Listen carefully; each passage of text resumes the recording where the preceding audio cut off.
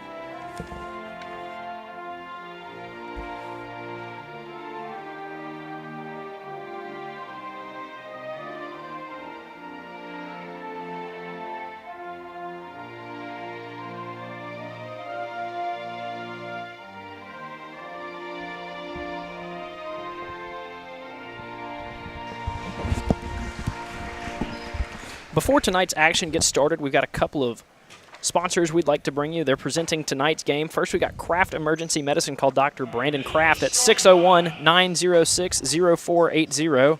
R&R Home Repair in Clinton, a veteran-owned company that specializes in quality exterior home repair and handyman services. For more information, call 601-503-5467. Capital Orthopedic, offering a personal approach to orthopedic medicine so you can live your best life. For more information, visit capitalortho.com. And Harper Raines Knight & Company, certified public accountants providing quality accounting, auditing, tax, and consulting services. Visit hrkcpa.com to learn more. So, Charlie, what are some things you're looking for in tonight's contest? First one of the week for us. We got a busy week ahead, as do all of these teams. What are some things you're looking forward to? Yeah, as you said, us and the teams definitely hoping to have a busy week ahead and not get eliminated in this first round. I think some of the biggest takeaways for me tonight is the fact that Canton Academy only having 7 girls on the roster. They are definitely we're gonna see some tired legs out there, and they're gonna hope that they're gonna be able to make the most out of the 5 they have on the floor at all times. Yeah, certainly something that, if they move past this first game, could really come into play later on in this tournament with only 7 active players on their roster. Centreville has 11, so, just for tonight, certainly something that we may look for them to take advantage of in this one is that depth that they have compared to Canton. Exactly, and I'm sure we're going to see them slow the ball down a little bit as this one gets ready to go. So on the tip-off, it's going to be Riley Lambert for Canton, and for Centreville, it's going to be Madeline Seal to jump it off and get this tournament underway.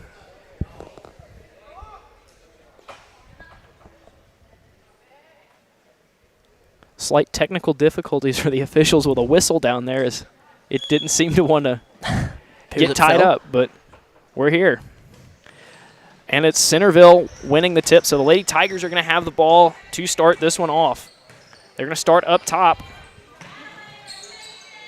Work this one around outside. You can already hear Coach Hunter on that Centreville sideline encouraging them to work the ball around. And a steal to start things off for Canton, as that's Tilly Oglesby taking the ball away. She's going to put up a 3, and that one misses off the front iron. Ball on the floor and eventually recovered by Centreville. Lexley Sterling bringing it up for the Lady Tigers. Nice pass inside by Sterling. She got that one down to Madeline Seal, so she's going to have the first basket of the tournament and give her team a 2-0 lead here in the first quarter. That was a really nice dish inside to Seal, who was in perfect position there to lay it up. Nice play in transition from Centreville. Canton with an equally nice entry pass down low, but a missed layup. But she grabs her own rebound and puts that one back in. That's Gates Welch getting the first basket of the tournament for the Lady Panthers. Welch doing a really nice job boxing out there and using her body to make herself bigger. And then nice defense on the other side from Canton, but they throw it away. Canton in the trap early. Were able to take advantage of that, but then had a turnover of their own before Centreville's able to come down and get the foul. So Lexley Sterling going to the line now for the Lady Tigers.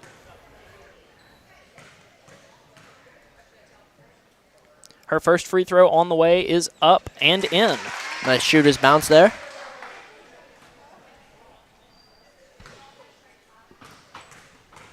Second one on the way. She hits them both, so it's 4-2 lead for Centreville in the early going. Oglesby going to bring it up now for Canton. They're going to work it around the outside. I wouldn't be surprised for them to look to get it into Welch once again, as she's obviously capable down on the block. Yeah, definitely look for her to have a big night tonight if they're going to try and advance in this round. An interesting defensive tactics here from Centreville as they're going with a 3-2, but Canton able to get another second chance bucket. That time it's Riley Lambert with the putback. And so they're taking advantage of that 3-2, getting inside. And then we got a foul. Let's see who this one is against. That's going to be on Lambert of Canton. Excuse me, that one's against Centreville. So that's Lillian Nettles picking up her first foul. Oh, wow. So an offensive foul against Centreville as they're having some trouble with this Canton press early. Canton once again working it around the outside. Now they look inside once again and losing her dribble, but picked back up by Canton. That was Welch. Now we've got a travel on the outside. Tilly Oglesby moved her feet before she started dribbling on that drive.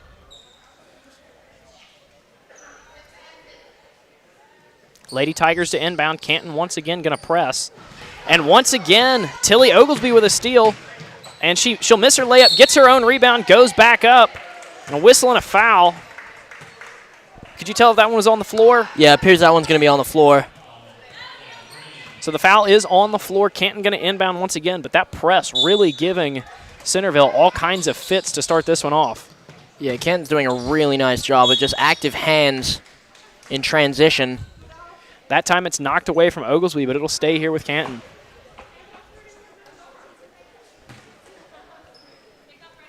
Lambert gonna inbound this one.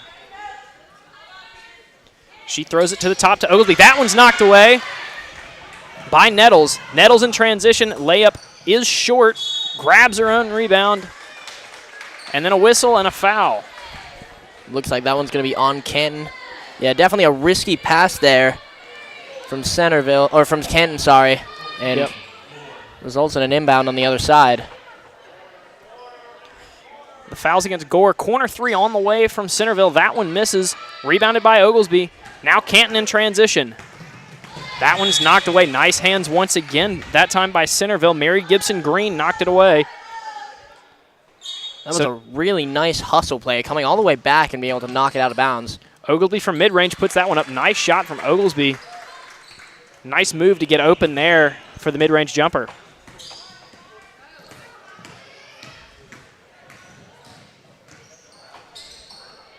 That shot misses for Centreville. Oglesby with the ball once again for Canton. Another nice dish, but a travel coming down the court.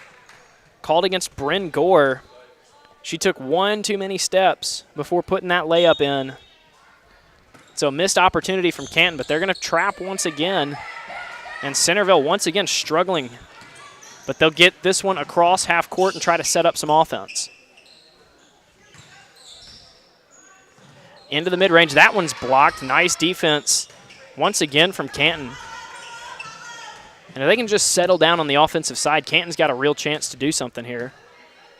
Yeah, Canton has certainly been exceptional defensively, as you were saying.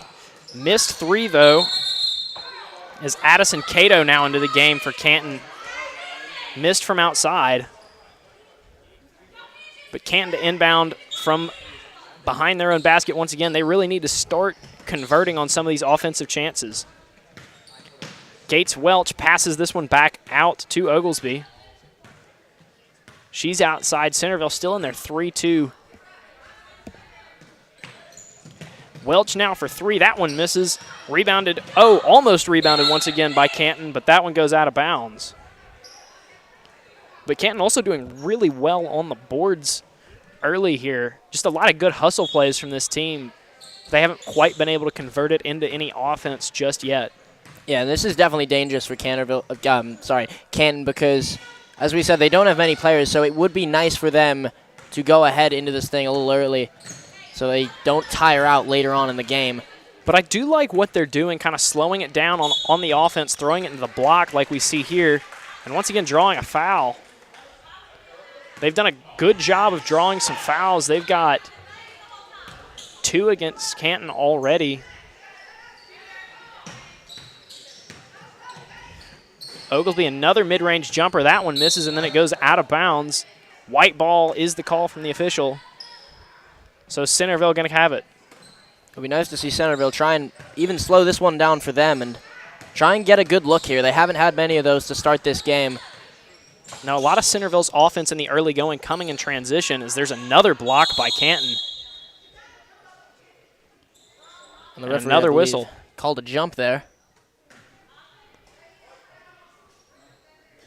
I believe. Gonna stay with Centreville. I'm not quite sure what the call was there, but they're gonna have it.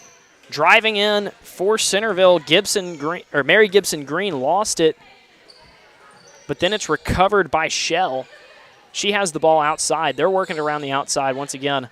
Like we're saying, they're slowing it down. Now a three-pointer on the way. That one airballs, missed by Sterling. But it was touched by a Canton player, so it'll stay here once again. They'll get it in to Sterling, and that one's knocked away once again by Canton. Not sure who's got possession of the ball as they come down the court, but it'll eventually end up with Centreville. And Canton once again bothering Sterling as she comes up the court with their press, but we've got a whistle.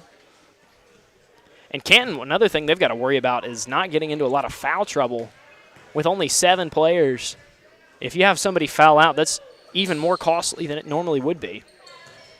Yeah, they cannot do a foul out tonight. That would be devastating for this team, as then they would only move down to 6. But another steal there. And another, almost another basket, but another second chance basket for Canton Tilly Oglesby.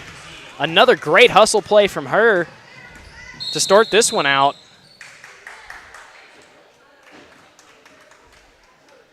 And Canton leads at 8-4, as we've seen just a ton of great hustle plays out of this short squad to start this one out. Yeah, their bigs inside. Their presence has been very much felt for Centreville. They have not been able to contain them inside, and it's leading to a lot of offensive rebounds and a lot of simple looks. Yeah, I've been really impressed with Oglesby and Welch to start this one out, as they've had a lot to do with Canton's success here early. But it's Oglesby with the ball outside. She's in the corner. Now she dishes it down low. Shot up, missed, rebounded by Welch, and a foul. And as you said earlier, another foul drawn there for Canton. That makes it 4 against Centreville. Oglesby with the ball once again for Canton. She gives it up top to Welch.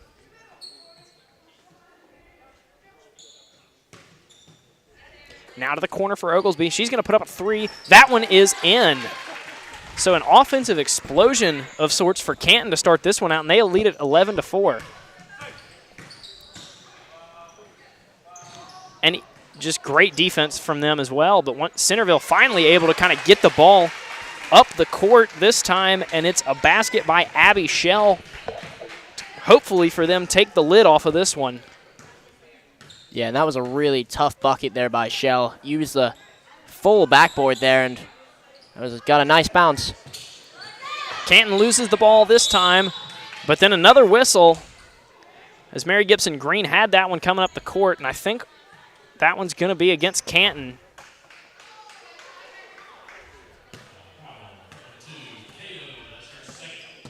So Cato picks up her second for Canton.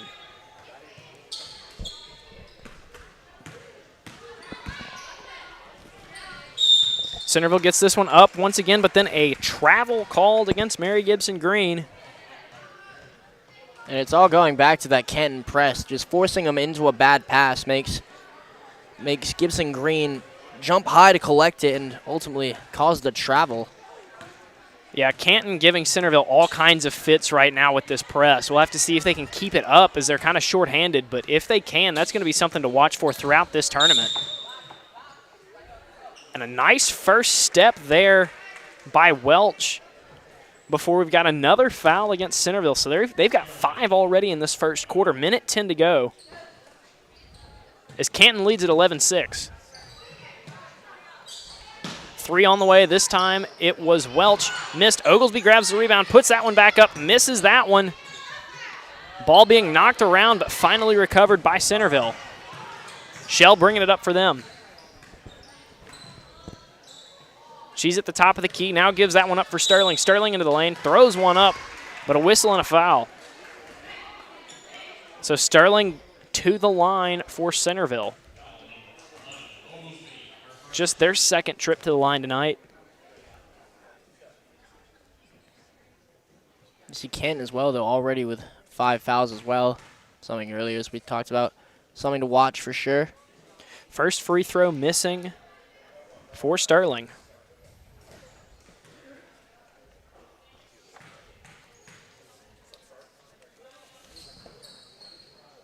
Second one misses as well. Rebounded by Shell, but then a whistle and a foul. And I think they got Riley Lambert there with a push. So Centreville with the ball under their own basket. In to Shell once again, and another whistle. This time it's against Shell. So Canton going to have it going the other way. Oglesby with the ball. 40 seconds on the clock. Canton working around the outside. I would be surprised if they didn't hold for the last shot here if they can, but it's stolen away by Shell. She's all alone, and the layup, oh, that one misses and rebounded by Canton. Looks like we've got an injured player on the court. However, Riley Lambert holding her face around midcourt. Yeah, and I just think when she got stripped there, either a ball or a hand went into the eye, as she looks to be in a bit of pain. And hopefully she's all right for Canton, as she's played well through the beginning of this one, as has most of this team. Yeah, she's definitely been a very important player in their early run. And I hate to go back to the seven player thing, but that with one man out, that is only 6 they could be playing with. could be costly for them for sure. Sophie Rainey into the game, her first minutes of this one. Oglesby inside, she'll kick it back out for Welch. Shot up, that one misses, and another offensive rebound for Canton. Bryn Gore putting that one back up and in. What a great pass. Right before the buzzer to end the first quarter. And so at the end of the first quarter, Canton playing really well, just giving Centreville all kinds of fits with their press, and they have the lead 13-6.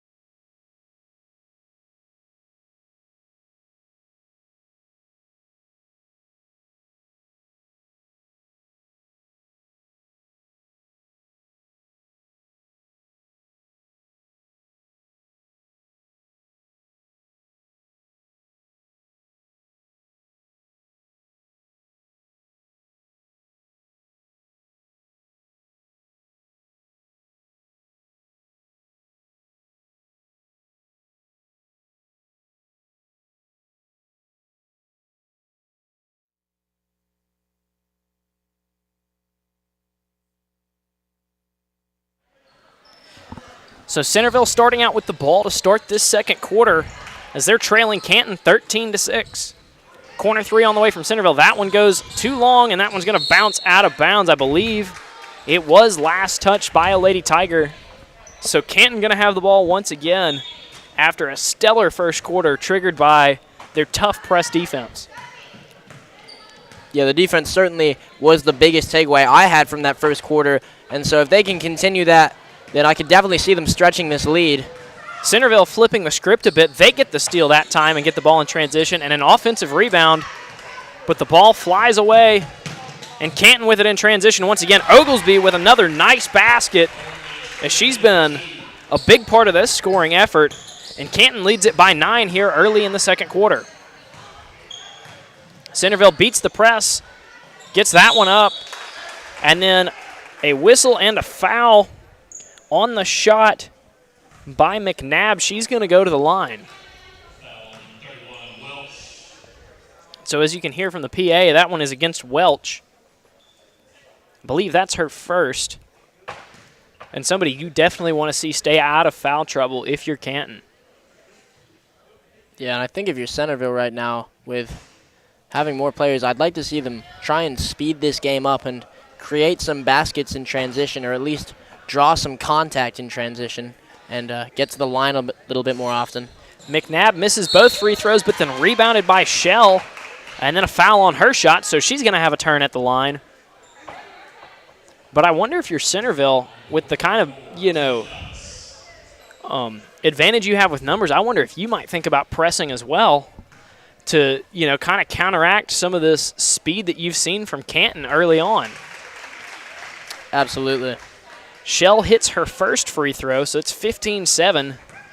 Centreville trying to hang on here in the second quarter. I believe we're going to have a lane violation. But after the miss, it's no matter. Canton going to have the ball. Oglesby going to bring it up.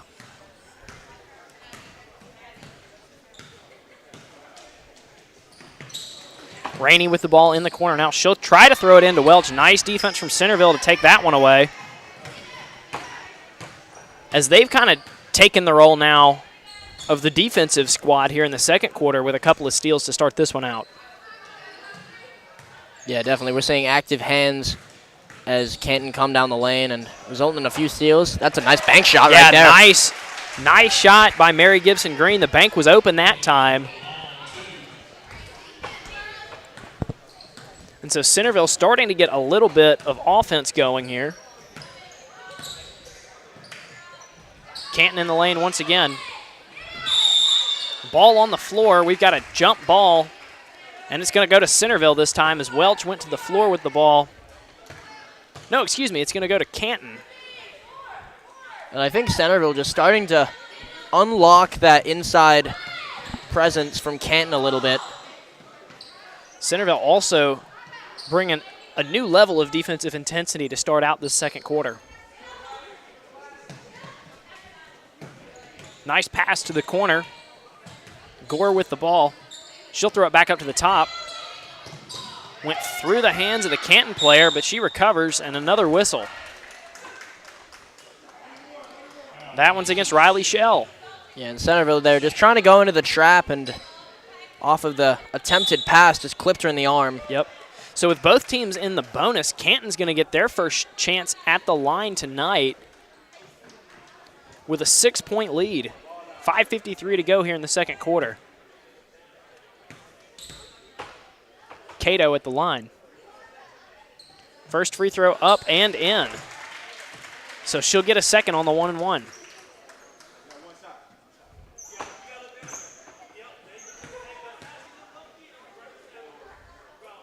Second free throw on the way from Cato. She hits both.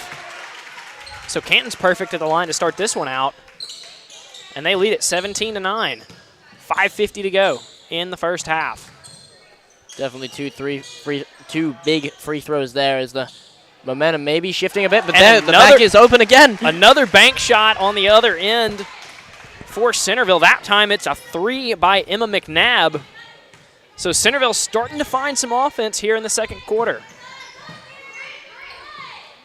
Canton working the ball around. Looks like Centreville's starting to double team on the outside, but they pick up another foul, so they're going to send Cato right back to the line after she hit both of her free throw attempts just a minute ago. Yeah, after that last display, definitely one of the last people you would like to put on the line right now if you're Centreville. And Cato once again hits her first, so she's going to get another try on a 1-and-1 and a chance to go 4 for 4 from the line to start this one out.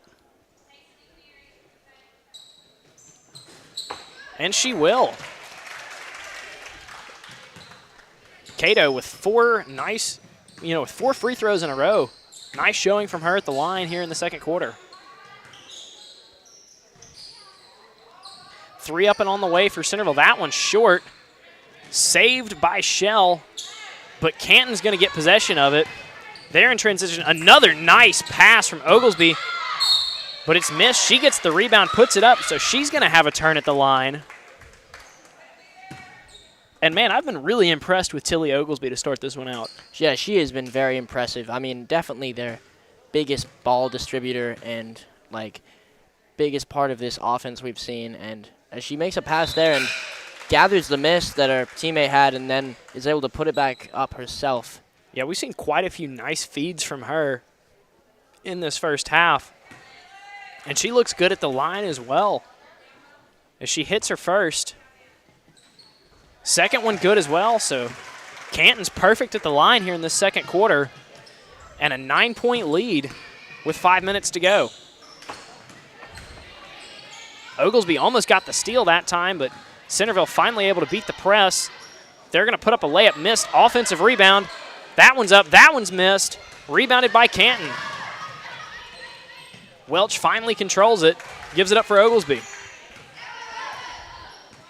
And Welch just doing a really nice job inside there, making those layups much more difficult and making her presence definitely felt on both sides of the ball. Now she's going to have it in the post. Wow, just a dominant trip on both sides by Welch that time as she bothered the layup in the post, and then on the other end, nice basket down low.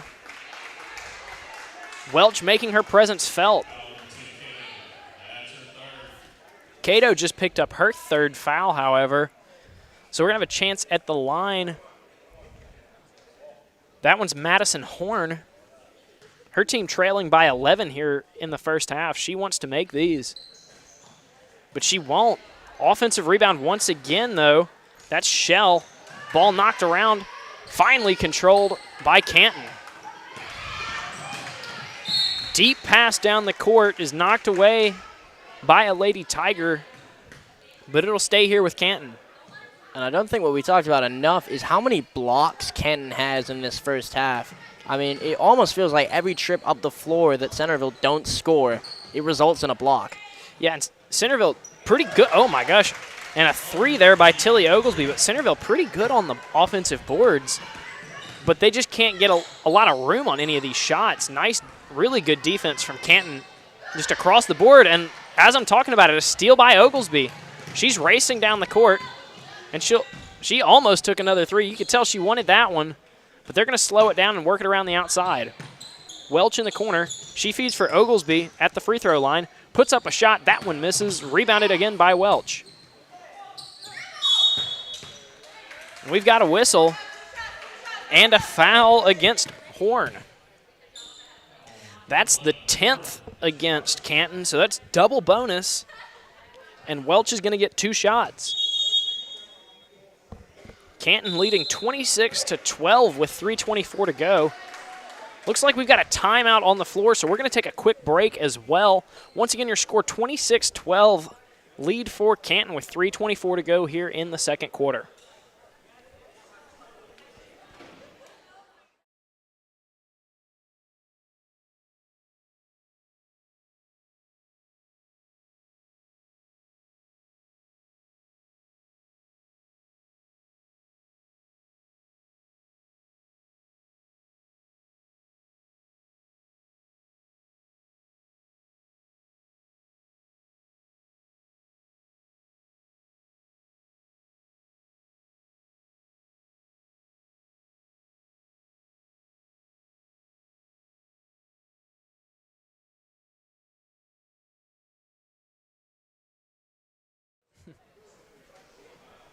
So Welch is at the line for Canton out of the timeout.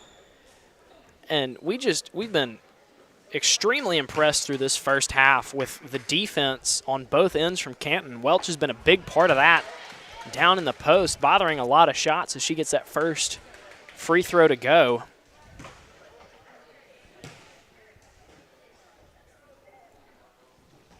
Second one's good as well. So Canton, I think they're still perfect from the line as well.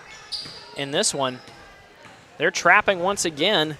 Horn able to get it up across, but Oglesby bothering her and getting another steal. She gives it up for Welch, who gets it right back. Really nice job there by Oglesby, getting the steal and then being able to protect the ball, find Welch, and bring it back to herself. That was nice fundamentals on that one by Oglesby, but then look, they're going to say that Welch walked with the ball. So Centreville gets a break here.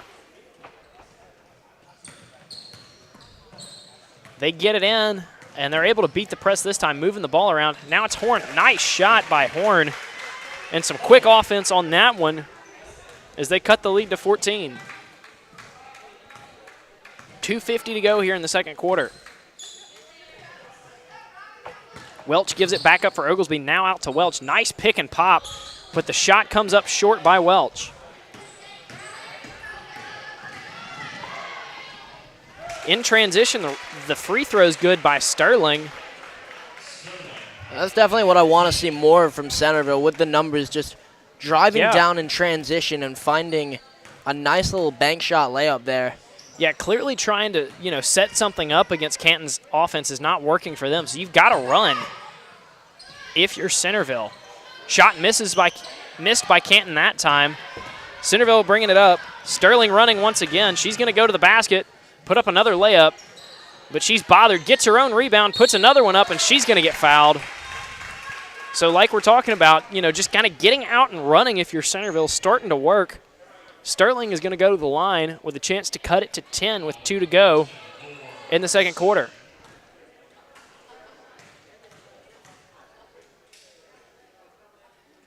Free throw on the way, that one off to the right.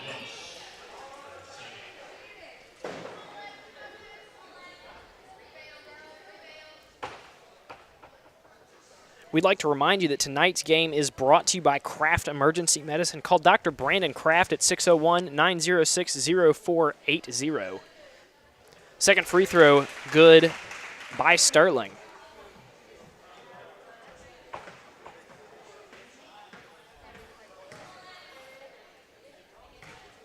Another free throw by Sterling. Not sure why she's getting a third. May have been a lane violation. But that one misses. Rebounded by Lambert. So Canton with the ball. Just under 2 minutes to go in the second quarter. They're working it around the outside. Welch with a three on the way. That one is up. That one is good. Gates Welch with a nice three-pointer. And it can't be understated how well she has played offensively for them tonight. Tigers working around. They'll take a three of their own. That one comes up short. Rebounded by Oglesby for Canton, but then knocked out of bounds. But it'll stay right here. Oh, no, I think they're going to call it Canton's way. Yeah, it will stay with Canton.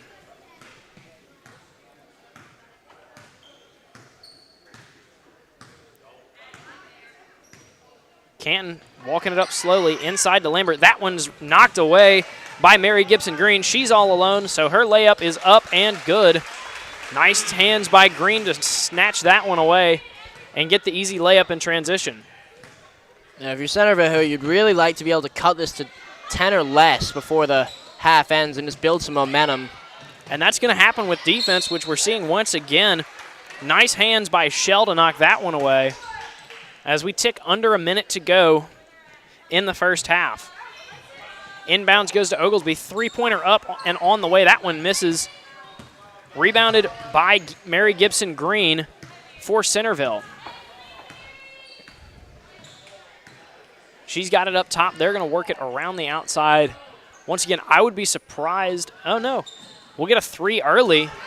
Missed and rebounded by Oglesby. Now 37 seconds on the clock. And Canton especially has been quick to slow it down, so I wouldn't be surprised to see them try to hold for the last shot. Yeah, and I'm sure that's probably the message right now. Yeah, you just see him pass it around the top of the key. They're going to take an open three. That one misses. Rebounded by a Tiger. Knocked around, finally recovered. McNabb in transition. 10 on the clock. 8, 7.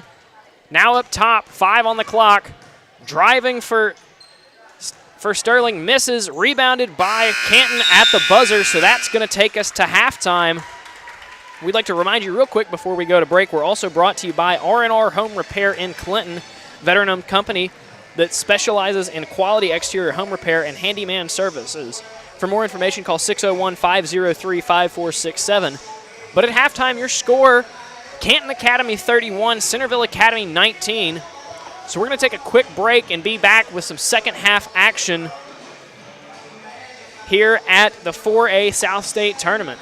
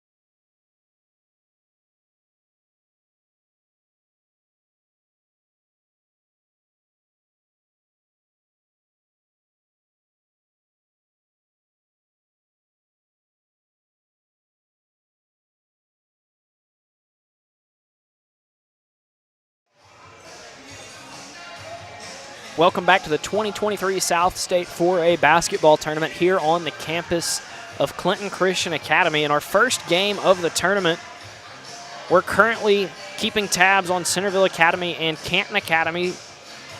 And the ladies of Canton Academy have looked very impressive here in this first half, leading 31-19. We'd like to remind you that today's game is brought to you by Capital Orthopedic, offering a personal approach to orthopedic medicine so you can live your best life. For more information, visit capitalortho.com. And Harper Raines Knight & Company, certified public accountants providing quality accounting, auditing, tax, and consulting services. Visit hrkcpa.com to learn more. But Charlie, what are some things that you might have noticed through this first half? I mean, obviously, Canton's defense has been exceptional. Yeah, Canton's defense has been probably the biggest story of this game so far, especially in that first quarter.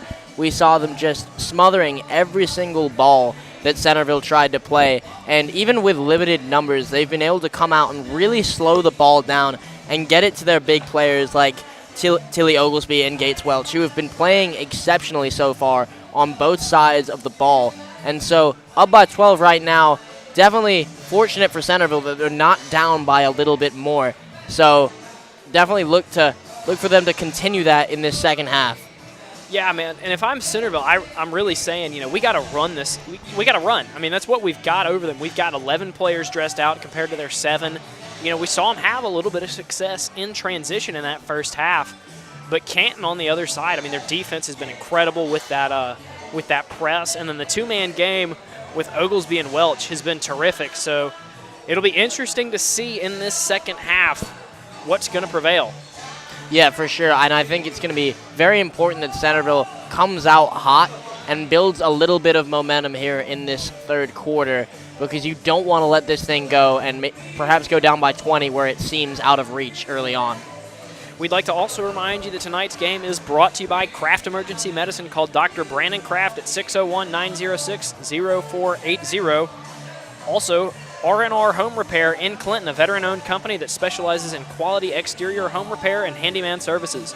For more information, call 601-503-5467. We're going to take another quick break, and then we'll be back with second half action here at CCA.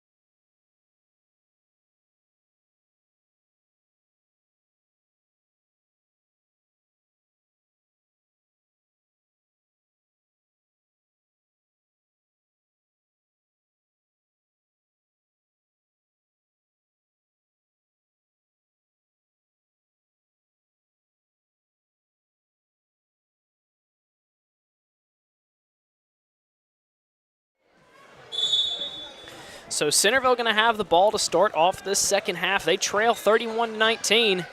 Let's see if they can change things around here in the second half. Canton coming out in a 2-3 zone to start things off in the half-court set, and Centreville immediately makes some pay as Mary Gibson Green hits a 3 and cuts the lead to 9. Right as we talked about, them coming out of halftime and finding success early on. Definitely going to be important here as they look to get back into this one. Canton working around the outside. Centreville sticking with their 3-2 zone that they used in the first half. Oglesby going to drive, put one up from mid-range. That one's a little too strong, and rebounded by Sterling. We've got a whistle and a foul on the floor as it's going to come back. But it looks like it's going to stay with Canton. Did you see the call there? Yes, I believe it was a travel on Centreville there. So Oglesby with the ball now once again for Canton. She's going to throw it down low to Lambert. That one's ripped away. Transition opportunity for Centreville, and they will take advantage. Sterling with the bucket. So a couple of quick baskets for Centreville to cut the lead here to start the second half. Centreville definitely building some momentum and getting out in transition like we talked about. Canton working it around the outside. Lambert with the ball. She gives it up for Lewis. That one hit Lewis on the knees, and another transition opportunity for Centreville, and another transition basket. That time it's Mary Gibson Green. So they cut it to just 5. Canton needs a basket if they want to maintain any of that momentum they came out of the first half with. Welch with the ball now. She gives it to Oglesby. Oglesby outside. 3 up, 3 misses. And they're going to get a whistle and a foul. I believe that's against Welch for going over the back. So Centreville is quickly taking all the momentum to start out this second half. Yeah, definitely important there for Centreville. As right now, you just need to see a basket go in if you can. Quick substitution for Canton. Lambert going to take a seat. Cato into the game. And she immediately gets the ball off of the inbound. Nice heads-up play by Cato. And like you're saying, Canton just needs a basket. Yeah, right now, any sort of a score just calms the nerves a little bit, and I'm sure settles you back in. But another turnover for Canton. And another, a miss, no. But rebounded by Mary Gibson Green. But almost another easy transition basket for Centreville off of another Canton mistake to start out this second half. And then we saw the foul there by Welch, so this one's going to stay with Centreville. 3-pointer on the way. That one's short, but Sterling comes all the way from the outside to get her own rebound, puts up a floater. That one will miss. And then the rebound stolen away by Centreville, and another miss and another offensive rebound, and it's finally knocked out of bounds. But it will stay with the Lady Tigers. And we talked about that Canton press from the first half, but right now it's been the Centreville press of the second half, knocking everything out of Canton's hands. I mean, the script has just been completely flipped here to start the second half, as Centreville has just come out and taken all the momentum. 3-pointer on the way. That one's short, and it goes out of bounds. So Canton Academy going to have the ball, and they, like we're saying, just need a basket as they haven't scored yet with 5:24 to go in this third quarter. Yeah, and I'm sure Coach Galloway's message right now, just take a breath. Try and create a good look and get an easy bucket and calm down. 3 on the way from Welch. That misses. And rebounded by Centreville. Canton going to press again. And that's what they needed. Oglesby gets the steal, and and a tough missed layup by Lewis. By Canton. It was a nice dish by Oglesby. And we've got a Lady Tiger hitting the deck. No whistle, and they're going to call an over and back. As Mary Gibson Green's holding her arm, she went down kind of hard there, but no whistle. It was Mary Gibson Green with one of the most incredible plays I think I've ever seen. She fell down, taking contact, rolled through, and managed to get up and maintain possession of the ball. Yeah, some incredible ball handling there on display for sure. Very, very unlucky not to come away with a foul there. But oh, and she's still holding her elbow in the huddle right now. It's just kind of a strange play, wasn't it? Yeah, for sure. I mean, I think Kent was trying to steal the ball and just I'm not sure if there was contact on the leg or if she went down from force, but ultimately comes down very hard, like you said, and it's holding her arm pretty badly there. You could hear it from up here. Yeah, tough play, but an understandable timeout call here. As I'm sure, like you're talking about, the message in this Canton huddle right now is, hey, listen, we've still got the lead, but we got to figure out, we got to get back to what we were doing in that first half. We got to figure it out quick. Absolutely, and I think that comes from the defense. They kind of let go of the press that they were doing so well in that first half, and so if they can start to find that, I'm sure they'll start to find some nice baskets. They're working around the outside. Now Oglesby inside. She's got it back in the corner. Looked at a 3, now drives inside. Lambert up top. Shot on the way, that's short. And a fight for the ball under the basket. but I believe it's going to be Canton ball. Yeah, and I think Centreville got that board, but with their foot on the line. Nice inbounds find. They'll get it to Oglesby. Nice pass by Lambert. She gets the and one. So the first basket of the second half coming by Oglesby here with 4:38 to go in the third, and that's got to be a welcome sight for this Canton bench. Absolutely, and with Oglesby on the line, she has not missed tonight.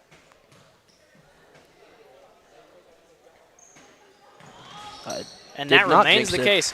Almost did as that one hit off the left side of the iron, but Canton going to return to the press, up by 8. But the Lady Tigers able to beat it. Into the lane, floater up, that one missed. That one missed for Sterling. Rebounded by Canton. Oglesby in transition. Forces one up, and that one's missed. As we got a fight by a couple of Lady Tigers, it looked like, in a jump ball. Not sure how that works when it's two players from the same team. Yeah, I definitely think Canton a little fortunate there to come away with a jump as neither Tiger player realized it was the other one. Definitely a lucky play for Canton, but they're going to have the ball. Oglesby into the lane, and a nice move to get into the lane, and a nice basket by Oglesby as she's brought the offense back to life here in the third quarter. Canton pressing once again. Ball goes off of somebody's foot, recovered by Welch. She'll throw it down the court to Oglesby, and another nice dish from Oglesby down low to Bryn Gore, who misses, but she's going to get a chance at the line. Yeah, and Oglesby, we're seeing her really become the catalyst for this offense in the second half on both passing and scoring the basketball. And I wonder if, another one of the messages in that Canton huddle earlier was about, hey, Tidley, you got to get aggressive again, because we didn't see a whole lot of that same aggression to start out this third quarter either. Absolutely, and I think she just came out, knocked off her momentum a little bit when they struggled to score, and now that she's found the bucket once, I'm sure we'll see it again and again. Welch with the rebound off the missed free throw, but that one's stolen away by Centreville. So they're going to have the ball down 10, 3:48 to go in the third quarter.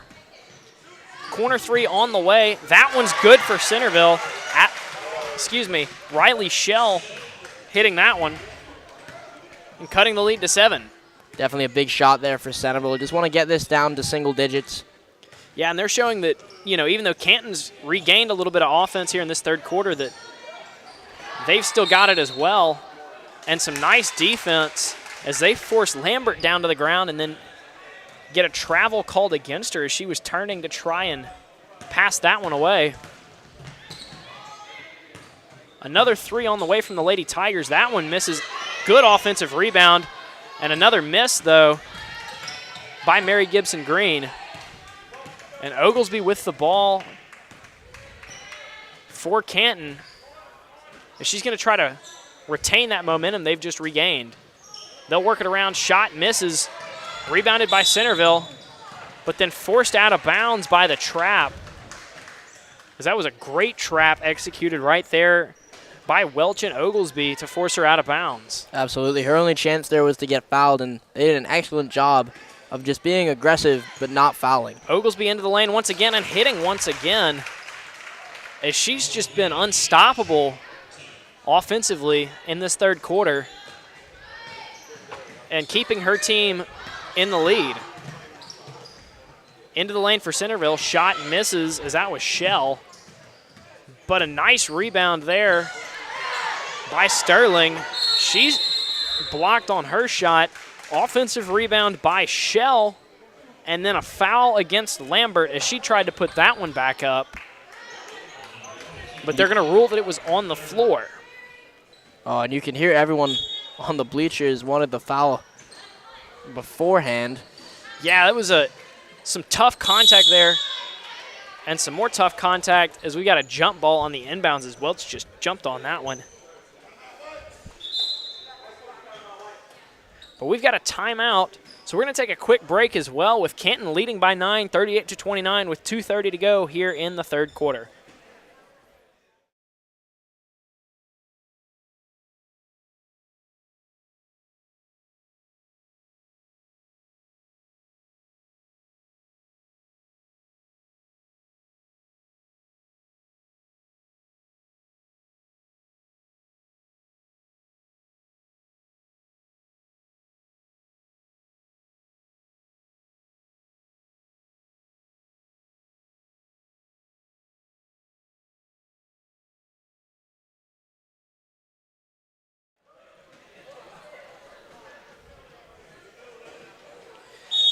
So Centreville to inbound under their own basket after the jump ball.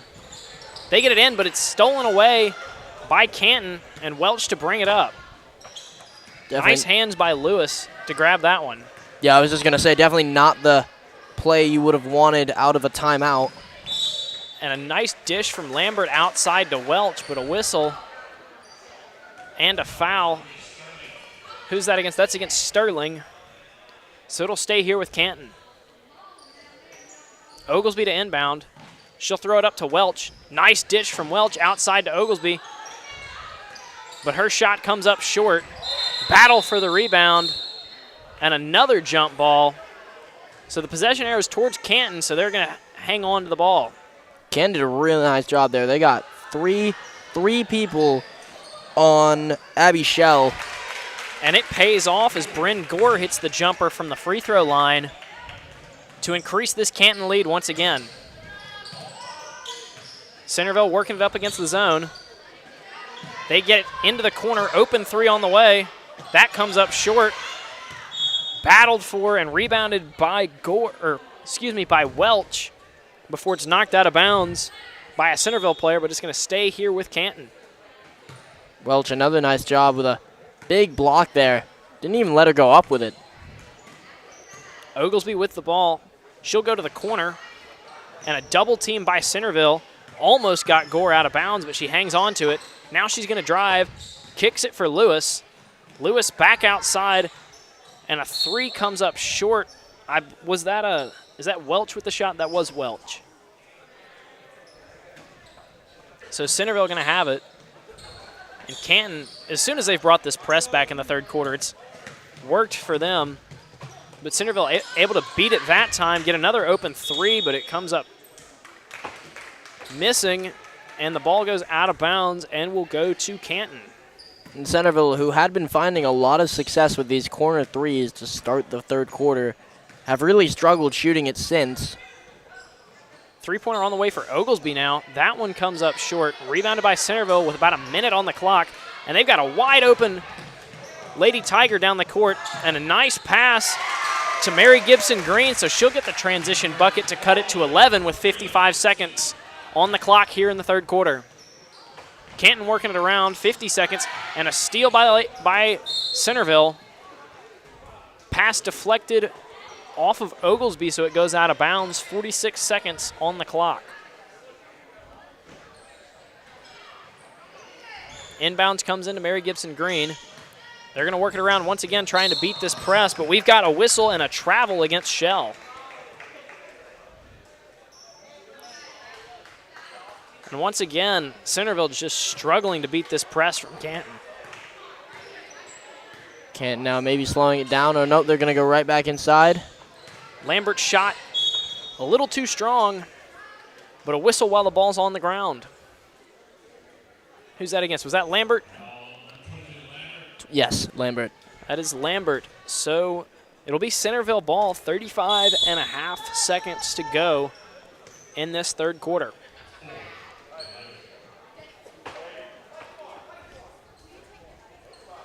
Now I wonder now the debate between going fast and trying to potentially close this lead or holding for the last shot. I think they're going to go fast here as that's what's worked for them, but it's blocked by Welch on the drive. And she's just been a defensive force throughout this one. We've got a whistle and a foul on the floor against Centreville, as I believe that was against Abby Shell. So Oglesby going to bring it up, 20 on the clock as she comes across half court. And Canton going to work it around and try to find an opening for the final shot, but stolen away by Mary Gibson Green. And Centreville with a chance, but it's knocked away. Finally recovered by a Lady Tiger, 5 on the clock. She forces one up, and it rolls in. So a nice basket by Emma McNabb to close out the third quarter and cut the lead to just 7 for Centreville. And so at the end of 3, Canton leads at 40-33. We'd like to remind you that tonight's game is brought to you by Kraft Emergency Medicine. Call Dr. Brandon Kraft at 601-906-0480. Also brought to you by R&R Home Repair in Clinton, a veteran-owned company that specializes in quality exterior home repair and handyman services. For more information, call 601-503-5467.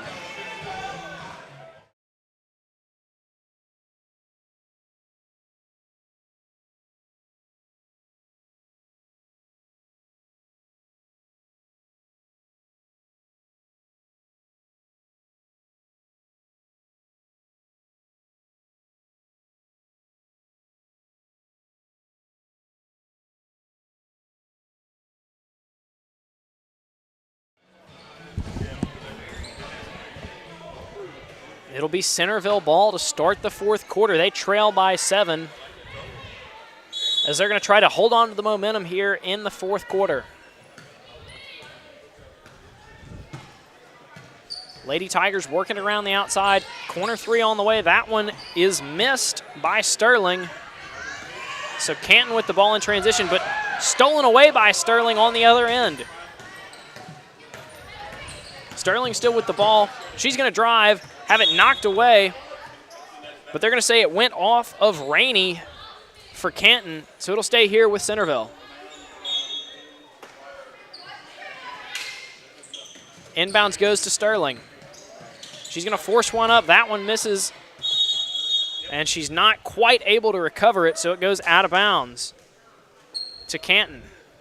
It's funny, there a little conversation with the ref after that call. Yeah, she seemed to think that she did save that one. As it was close. I think her foot may have just been on the line. But Canton working it around. Oglesby mid-range jumper on the way. That one is just short. Battle for the rebound, and it's going to go out of bounds and stay here with Canton. So Canton now, I wouldn't be surprised to see them just operate a little bit slower in this fourth quarter and just try and milk some of that clock. Milking the clock and trying to manage some fatigue as well, I'm sure, but a three-pointer on the way. That one just a little too strong for Cato. But a whistle, because I think that's against Nettles. No, excuse me, that's against Rainey, I think, of Canton.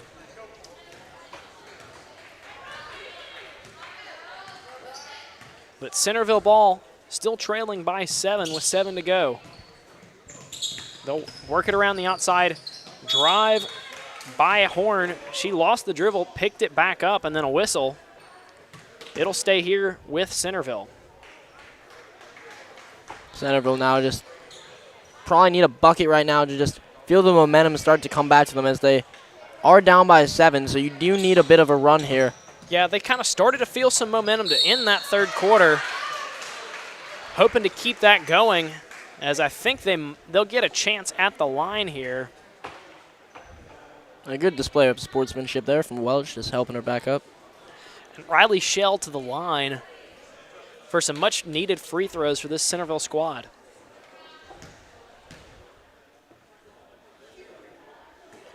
First free throw misses just a little strong from Riley Shell.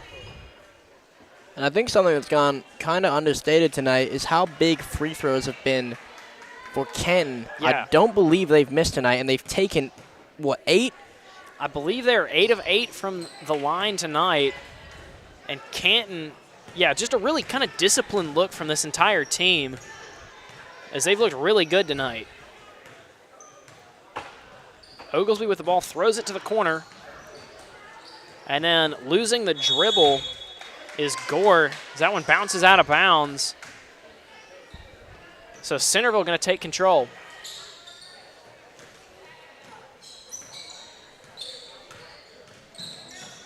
Mary Gibson Green bringing it up. She's able to beat the press by getting it to Horn. Horn's 3 is on the way. That one is a little too strong and rebounded by Gore for Canton. She gives it up for Oglesby. Into the lane now to Lambert, and Lambert with the basket. Centreville trying to beat the press once again as she throws it up. That one misses. So Canton going to regain control, but no, stolen away now by Lexley Sterling. Lady Tigers with another chance on offense. Three-pointer on the way, but she's fouled. So Sterling going to go to the line for 3 free throws.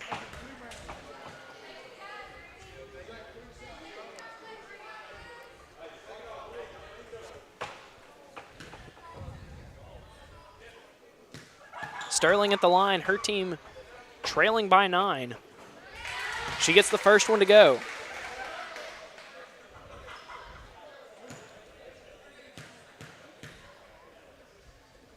Second free throw on the way and missing. Substitution now for Centreville. Is Abby Shell going to check into the game? Lillian Nettles taking a seat. Third free throw on the way. That one rattles around and out. And once again, yeah, free throws are starting to make a difference here in this one. Absolutely. 8 for 8, and they are up by 8, so free throws obviously playing a pretty big role. But a turnover there by Canton. Lady Tigers going to have a chance. Is it Sterling once again? But we've got a whistle. And I think an illegal screen is called against Green. And you can tell that the Centreville side of this gym may not quite agree with that call. But it'll be Canton ball nonetheless. Yeah, I think the ref just got her on a push-off on the screen. So Canton ball with an 8-point lead, 5:15 to go in this one. They're working around the outside once again, slowing it down since they've got the lead late. And we got a whistle and a foul as we had 4 Centreville players kind of converge on the ball there. every single Centreville player on the floor looking for that ball. And I think they finally decide to charge the foul to Lexi Sterling, excuse me. And they'll put Riley Lambert on the line.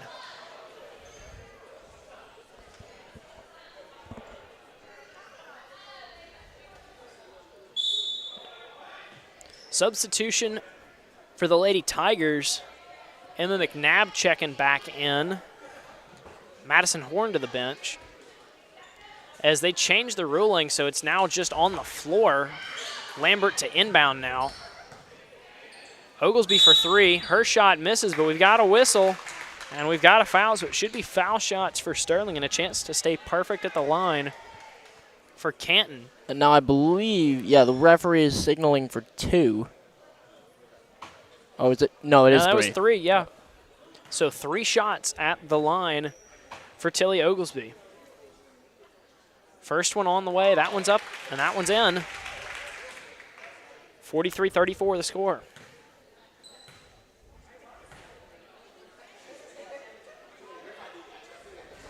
Second one rattles in. She pushes it to 10, and they're 10 for 10. This is a very, very impressive display from a high school team, being able to shoot 10 for 10 from the line. That just shows how disciplined they are. And finally a miss at the line for Canton, but not before they can push this one to a 10-point lead, and it goes out of bounds, so I think the ball will stay here as they lead by 10 with 5:01 on the clock. Potential here for up to 5 points. Oglesby finally recovers that one off the inbounds. She's going to try to trigger some offense.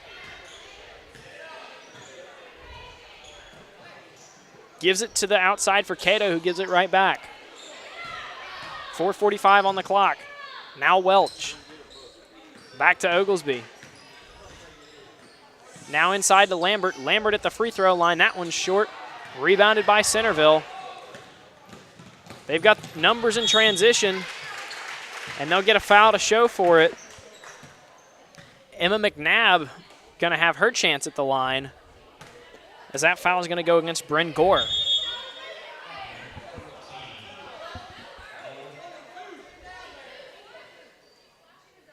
Now some argument over who the call's against. If I saw correctly, I believe it should be against Riley Lambert.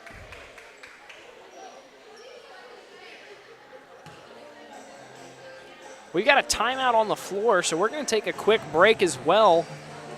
Canton Academy leads it 44-34 with 4:30 to go.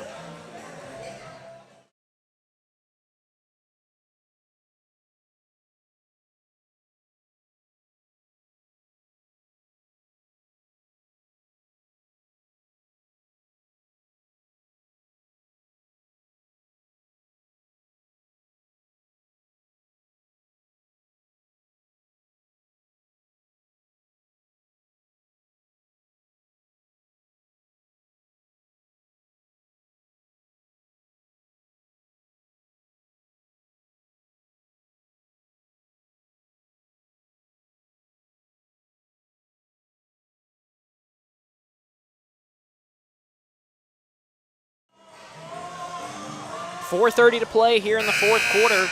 Canton Academy leads it by 10, but Centreville with a chance at the line. Following a foul against we're not sure who.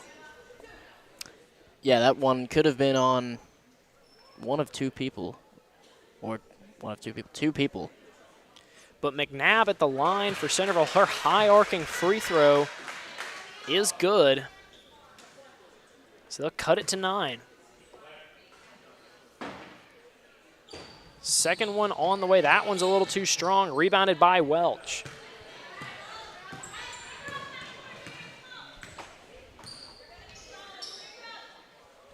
Canton once again slowing it down a little bit with the lead with just a few minutes to go here, but stolen away by Sterling, and then a hard foul against her. So she's going to get 1 and 1 at the line here. And so if Centreville can hit their free throws, you know, they've got a chance to kind of get back into this one, as Canton's now in the double bonus here in the fourth quarter. Or excuse me, they're now in the double bonus as Canton has 10 fouls here in this fourth quarter. But she misses the free throw. Excuse me, it's not going to be a 1 and 1 because of the double bonus. She gets 2 shots.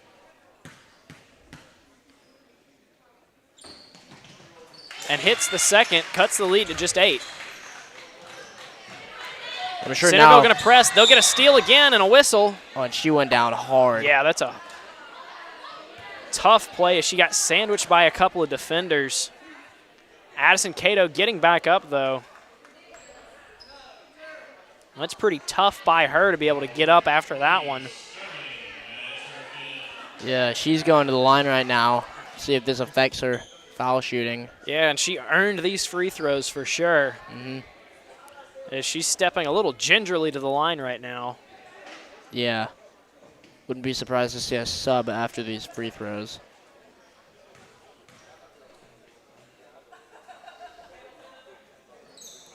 First free throws in, though. And both of the Canton subs still sitting, so they may leave her in.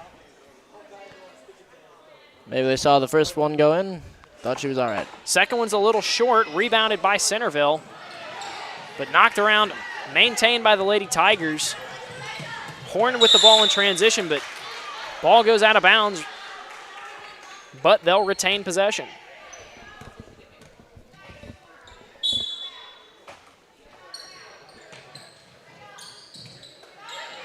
Inbounds is handled. No, knocked away. Finally corralled.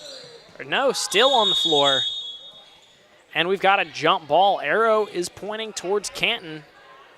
So they'll have the ball as Centreville just couldn't ever quite get a handle on that one on the inbounds.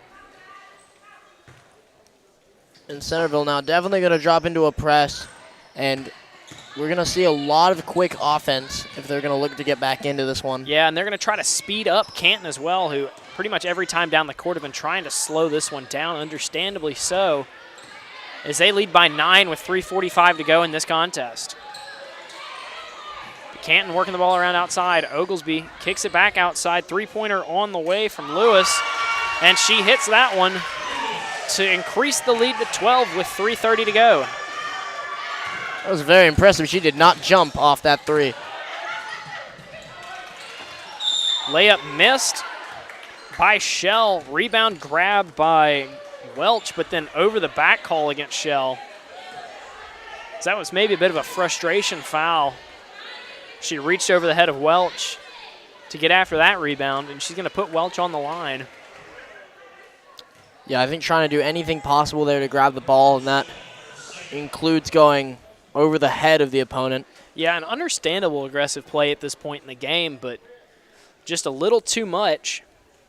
And so Welch on the line with a 12-point lead here for Canton. First free throw misses. Rebound battled for, kept alive by Lewis, and then eventually retained by Centreville.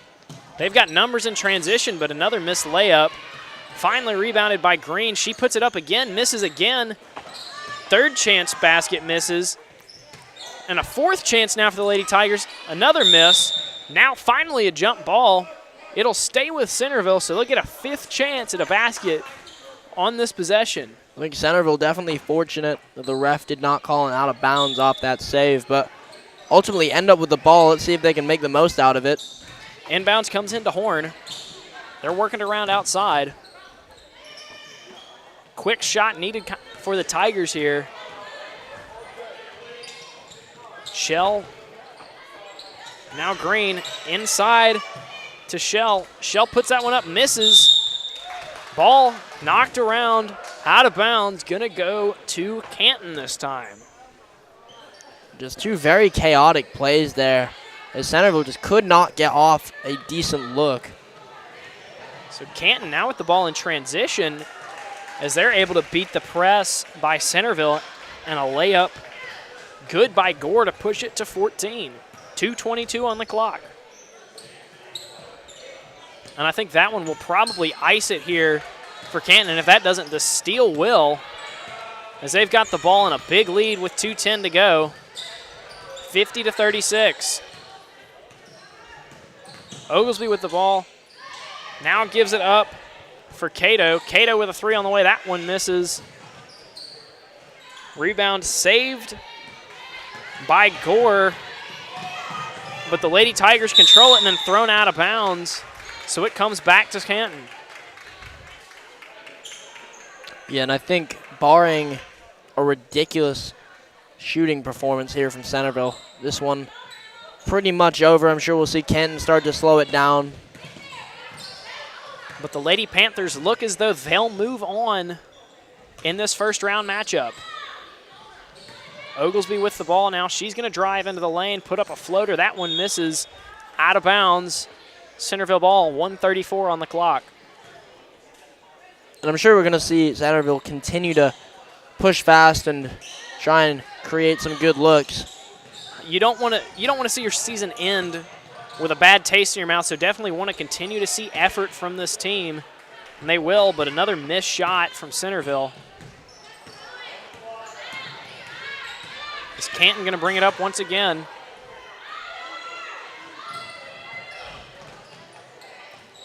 As I think they're probably going to try to just pass this one around and end it. Yeah, so we'll see if Centreville can get a steal here. Cato with the ball. She's going to draw a foul. Riley Shell. So Cato going to go to the line.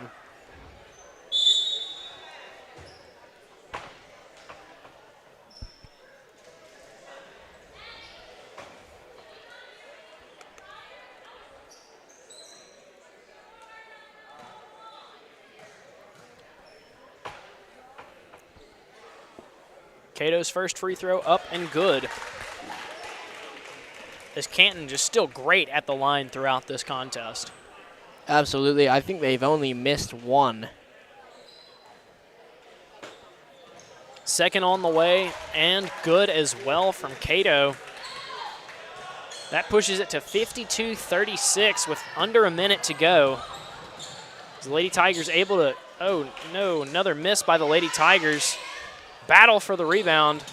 Second chance shot misses too. Third shot on the way. That one's blocked by Welch, but they'll call a foul against her. So Centreville with a chance at the line late. 42 seconds on the clock. And I'm sure when you're down in a game like this, it just feels like there's a lid on the basket, and I think that's what we're seeing from Centreville right now. As Abby Shell's first free throw does in fact miss. As yeah, it's just, you know, it's one of those nights where the basket just feels really small if you're Centreville. And just a tough night for the Lady Tigers as both free throws miss. Rebounded by Canton. And I think we're going to see Gates Welch try to dribble this one out. She gets it up to Oglesby. Oglesby will put up a layup but miss it. Lady Tigers ball, 30 seconds on the clock. They're going to try to get another basket, but the pass goes out of bounds. 25 seconds on the clock. And credit to the Tigers as they're still going to jump into the press here. Yeah, they're not trying to make, they're not letting it be easy for Canton at all. Cato tried to take a step back three, but doesn't get it off cleanly. Lady Tigers with a chance. Shot misses. Oglesby with the rebound, 10 seconds on the clock, and they just need to hold it. Well, they need to get across half court before they do. And I think an impulse foul there from Emma McNabb. I think that's a good term for that. As Welch going to go to the line with just 3 seconds on the clock.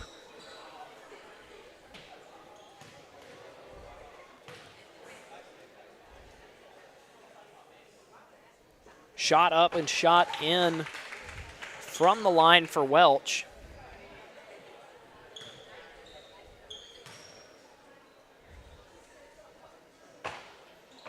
Second one on the way. That one misses, just their second miss of the contest. Rebounded by the Lady Tigers, but that'll take us to the end of this one.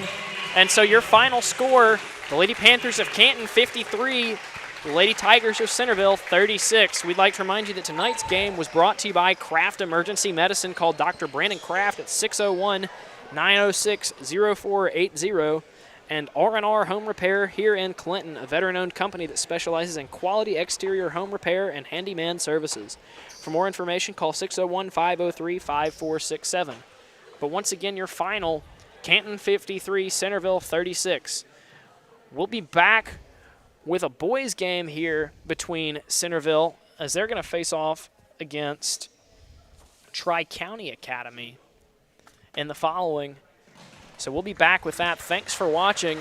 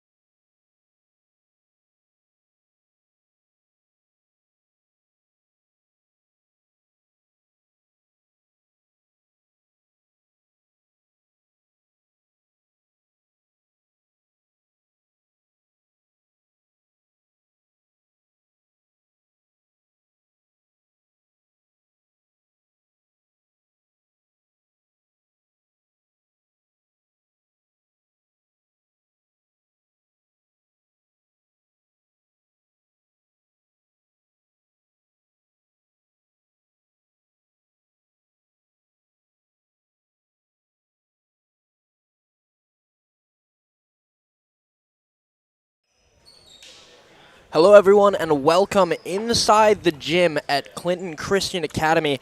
I'm Charlie Rook alongside Charlie Williams as we are ready to start the first game in the men's 4A state high school tournament here, as we've got Tri-County Academy facing off against Canton. And let's get those starting lineups to you right now. For Tri-County Academy, we're going to go with number 5, Cooper Johnson, number 10, Noah Brown, number 11, Walker Wasson, number 13, Jacob Clearman, and number 35, Maddox Walters. And for Centreville, we've got number 1, Connor Watts, number 2, Owen Clark, number 14, Peyton Toller, number 25, Parker Nettles, and number 33, John Austin Sterling. We just saw in the girls' division, Canton take down Centreville. So Centreville boys definitely looking to break that trend here. Oh, excuse me. Canton boys looking to continue that trend, I should say. A little mix up there. But, Charlie, what can we expect to see out of this one, this opening game in the tournament? Yeah, I'm sure these guys from Centreville kind of looking to avenge their girls a little bit. You know, they're not facing the guys from Canton, but they definitely want to, send their fans home with something to cheer about, and maybe not have a reason to go home quite yet from this South State tournament. But, this Tri-County team is one we're a little bit familiar with. We've watched them a few times because we've called a few of their games throughout this season. It's a team that likes to get out and run. So it'll be interesting to see what the Centreville guys do to try and counteract that. But either way, should be an exciting matchup between a couple of really motivated teams today. Definitely. And Tri-County, as you said, a very, very fast team and well-disciplined, well-coached. And we'll definitely be looking for a big performance today as we get ready for the jump ball here. The officials just getting ready to go. And an awkward one to start out as it's going to go out of bounds, but Tri-County ultimately will start with possession for this one. That's Maddox Walters inbounding the ball. And Jacob Clearman will bring up to start the game. Passing around outside, Clearman finds Brown. Back to Clearman. Fake shot into Walters. Good board there. And that is number 11, Walker Wasson, with the first bucket in this one. Yeah, and you can already see out of this Rebel team, they're going to attack the boards really hard and just stay physical throughout this one. But a nice answer from Centreville. Yeah, very nice three there to start the game. Definitely what you want to see shooting-wise. As again, TCA going to pass it around outside. Bit of a mistake from the Rebels to leave him that wide open there. And here we go. Then here comes Centreville pushing in transition. He goes down with a hard foul there. I believe that was number 14, Peyton Toller, getting hit. And the foul's going to be on Wasson. And a nice piece of defense there from TCA as they'll run the floor. Good Euro there. Rebound. Trying to corral the ball here. TCA does end up with it. And that one just rolls out. Unlucky there. As now here comes Centreville pushing in transition. Decide to slow it down. Open look there. Doesn't quite make him pay. As here comes Maddox Walters down the floor.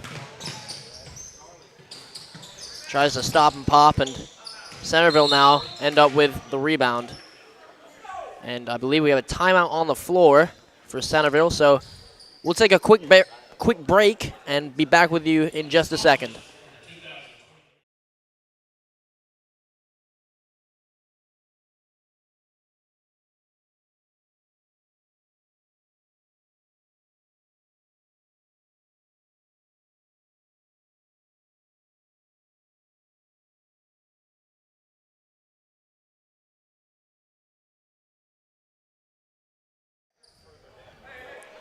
And here we are with 6 minutes and 15 seconds left in this one. It's going to be Centreville starting us off. Moving the ball inside as ultimately TCA end up with it. Now deciding to slow it down, as that is Cooper Johnson, who is one of the better players for TCA we've seen this year. And that's a really nice three there from Noah Brown. Here comes Centreville now trying to answer. Holding the ball, trying to work it inside, and that's stolen by Johnson. And he goes up. Nice job there from Centreville with no foul. And a really good pass there, and he goes up and gets fouled. That is number 25, Parker Nettles, and so he'll go to the line. And we'd like to remind you that this game is sponsored by Kraft Emergency Medicine. Call Dr. Brandon Kraft at 601-906-0480. As Nettles misses the first foul shot.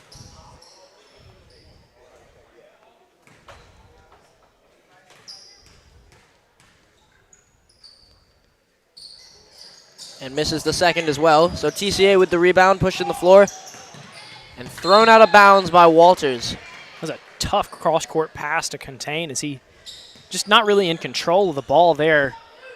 Would have been good for the Rebels to kind of slow it down on that one, try to just kind of get in control before you force that pass.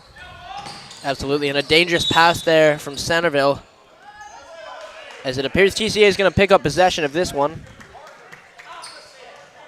Another one of our sponsors tonight, R&R Home Repair in Clinton, a veteran-owned company that specializes in quality exterior home repair and handyman services. For more information, call 601-503-5467. As now TCA working the ball around.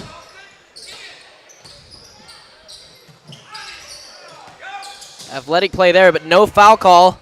So here comes Centreville driving inside, and that's a really tough layup from, that is Owen Clark. His first bucket of the game. Yeah, great finish by Clark. Tri-County now trying to work it inside. Kicks it out to Johnson.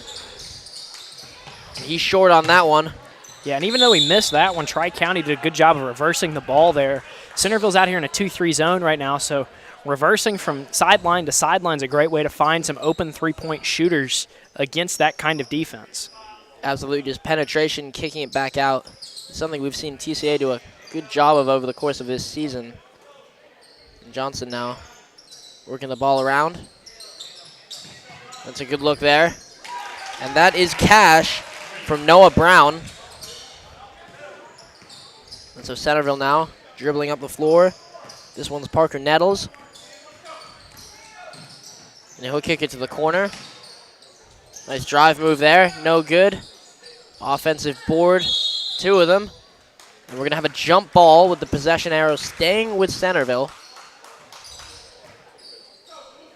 Yeah, nice hustle by Centreville to kind of stay in possession of the ball down there, even though they couldn't quite get one to go. It's a very short pass there. And just tipped off by TCA, so Centreville will remain with possession.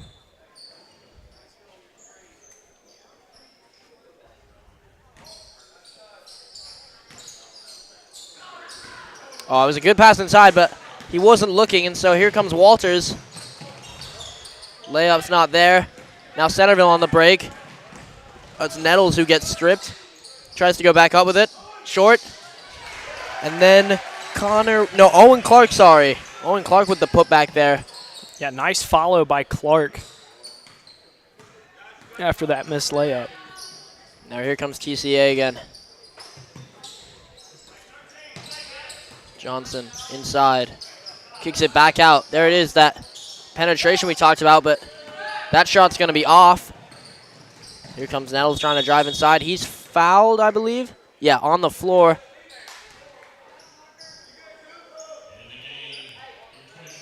And now some subs coming in.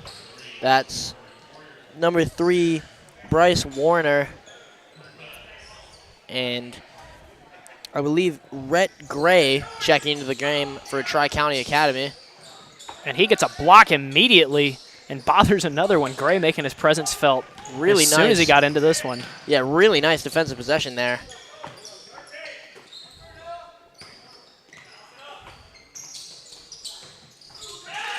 And that is 13. Jacob Clearman with a deep three. So Tri-County comes out hot in this one as they lead by 4 with just under 3 minutes left.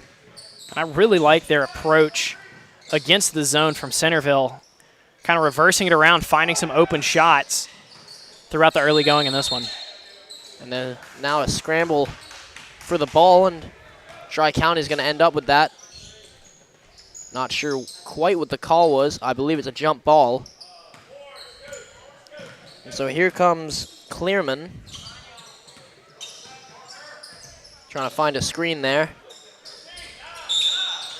Pass off to Johnson, and you see an illegal screen there? I think that was an illegal screen call against Tri-County. I didn't see the number.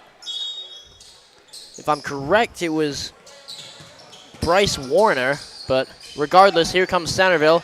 That's a tip pass. Saved, but into the hands of number 33. That's Austin Sterling. So now Centreville on the attack. Goes to the corner, tries to push it inside, and it will stay with Centreville. See what Centreville can come up with off this inbound as they try and play short again. That's number 32. He's been fouled, and that is Cameron Wilson, who's going to go to the line here. I'd like to remind you, another one of our sponsors, Capital Orthopedic, offering a personal approach to orthopedic medicine so you can live your best life. For more information, visit capitalortho.com. And this is Wilson. That's a pure shot from him. Yeah, really nice form at the line from Wilson. As he will look to go 2 for 2 here. Walter's back into the game for the Rebels. Yeah, Walter is definitely one of the 2 seniors on this team. Someone that can definitely make his presence felt as he'll inbound the ball. And Centreville goes 2 for 2 on that one.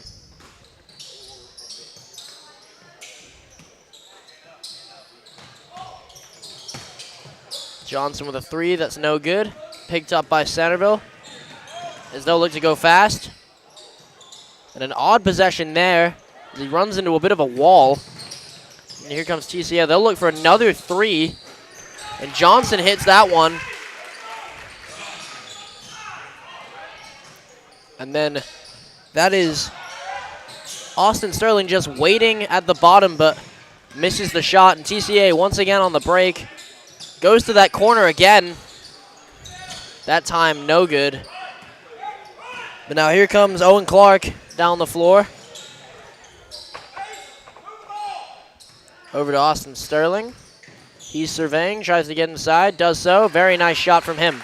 Yeah, great shot in the high post there by Sterling. Just good control of the ball and of his body to get up there and get that one off the glass.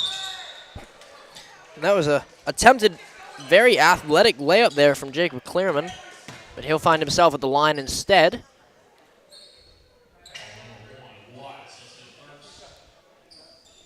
And with just under a minute left to go in this one, TCA will look to push their lead to 5, but he will miss the first one.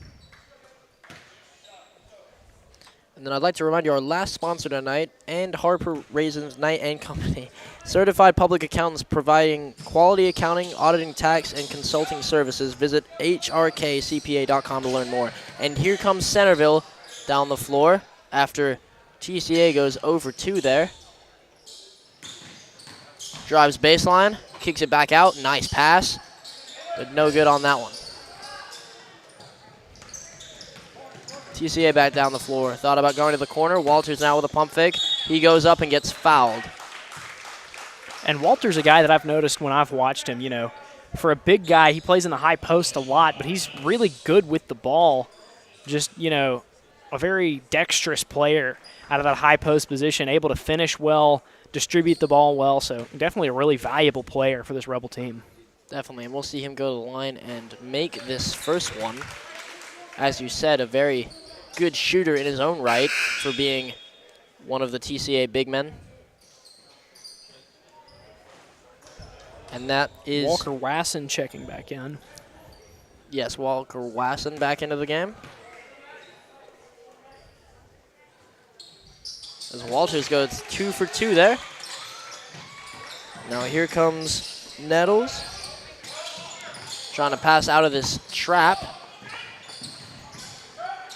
And Nettles finds his teammate. And here comes TCA. That's a very nice defensive possession there from Austin Sterling. Sterling again with another steal. And he finds his teammate inside. And that was a really nice possession there as Parker Nettles ends up with that basket. I don't think he got that one off. Wouldn't have mattered as we go to the end of the first quarter. I'd like to remind you before we cut to a break that tonight is brought to you by Kraft Emergency Medicine. Call Dr. Brown Kraft at 601-906-0480. And R&R Home Repair in Clinton, a veteran-owned company that specializes in quality exterior home repair and handyman services. For more information, call 601-503-5467. We will be right back after a short break.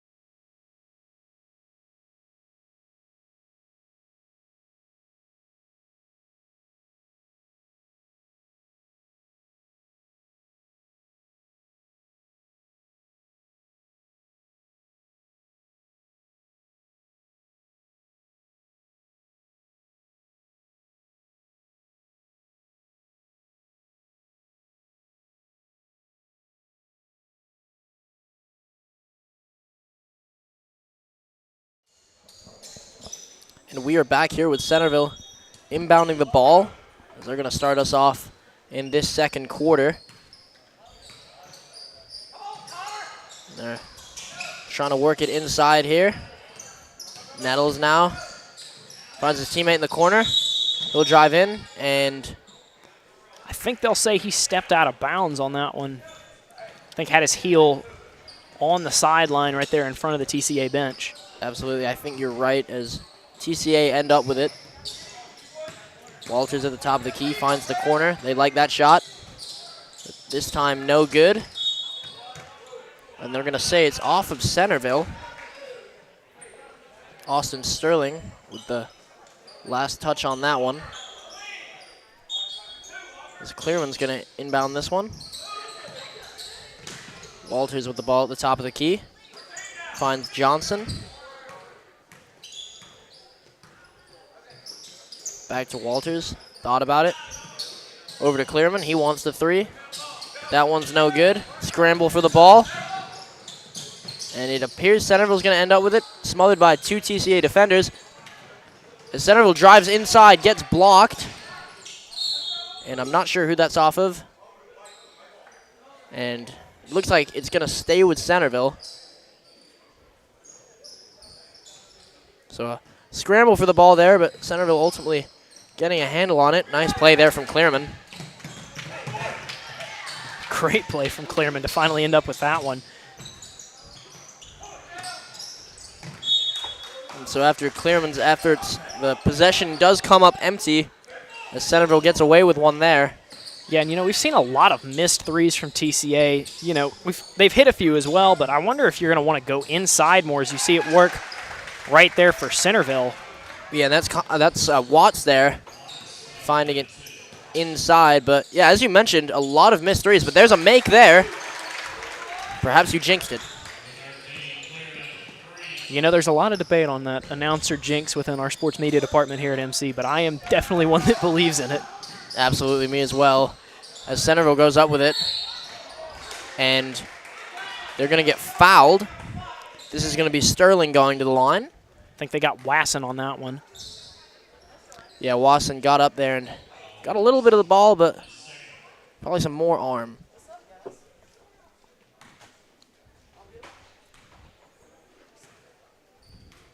So shoot his first one, a little off center.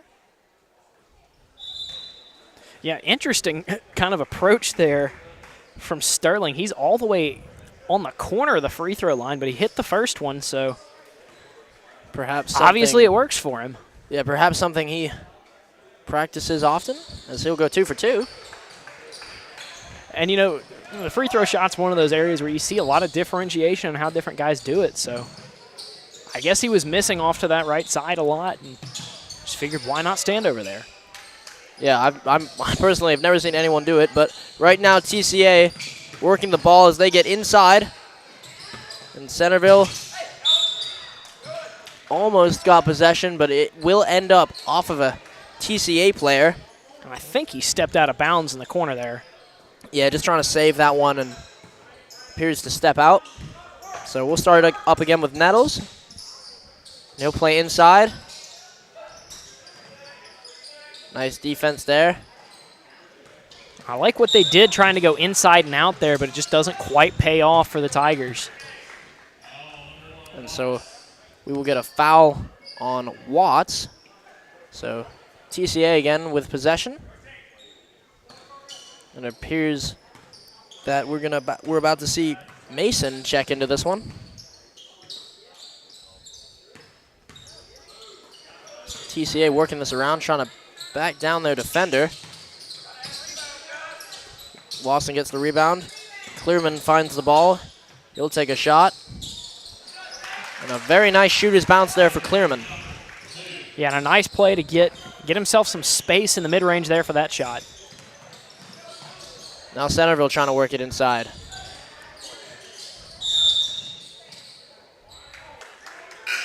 And I'm not quite sure what the call was there, but I think that was a carry. yeah, I think you're absolutely right. I think TCA. Yeah, I think they got Toller for a carry there. So nice break there for TCA as they'll end up with the ball. About 5 minutes left to go in this second quarter. Walters now trying to work with the ball. He finds Clearman.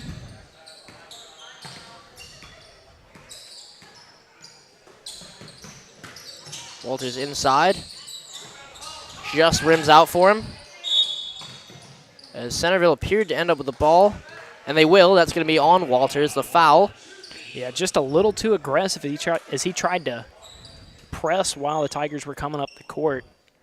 I think he got one of those Centreville players on the arm. And so...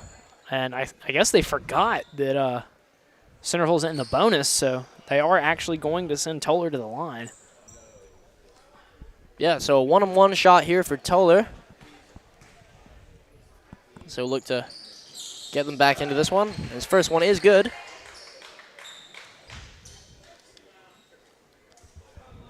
So Toller now looking to make this a 2-point game. And a nice bounce for him as this one is 21-19.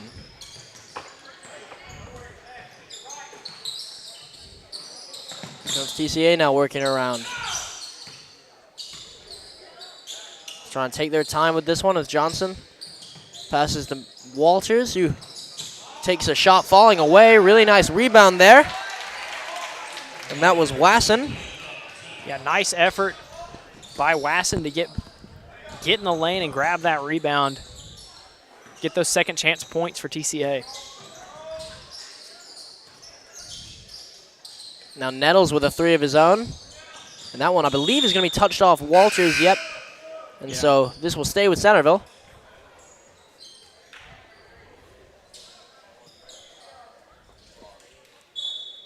And so I believe we just saw a sub. Gray checks in. Yep, Gray into the game now for Tri-County. And so this one will stay with Centreville. Out of bounds there, and here comes Sterling back into the game. Actually, I believe that's Cameron Wilson. Oh, my apologies. I think I looked at the wrong number there. Is Cameron Wilson is back into this one. Those light-colored numbers kind of hard to see against the white jersey for Centreville, but yeah, that yellow definitely making it a little bit difficult for us, but TCA ends up with the ball there. 4-point game with just under 4 left. Nice ball movement here as they work to the corner. And that shot just has not been hitting quite yet. But ultimately, end up with the rebound, and that is a nice putback from TCA. That one, Rhett Gray. The center will go to the corner and try and drive inside. Step back there. No and good. That was almost a highlight play as he had his defender leaning on that shot. Yeah, beautiful little play. Worked inside and then back out for a step back. But now here comes Kleeman with a three of his own, and that one doesn't drop either. Fighting for the board there. And they're going to get a foul. And so that'll send Bryce Warner to the line with the and one. Excuse me, a chance with an and one. And now here comes Watts back into the game. So Nettles checks out. Excuse me, Mason checks out.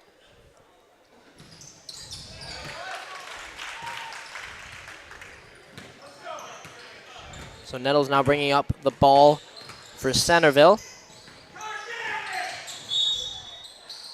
And that's going to be a foul on Jacob Clearman. Trying to pick the pocket of Nettles.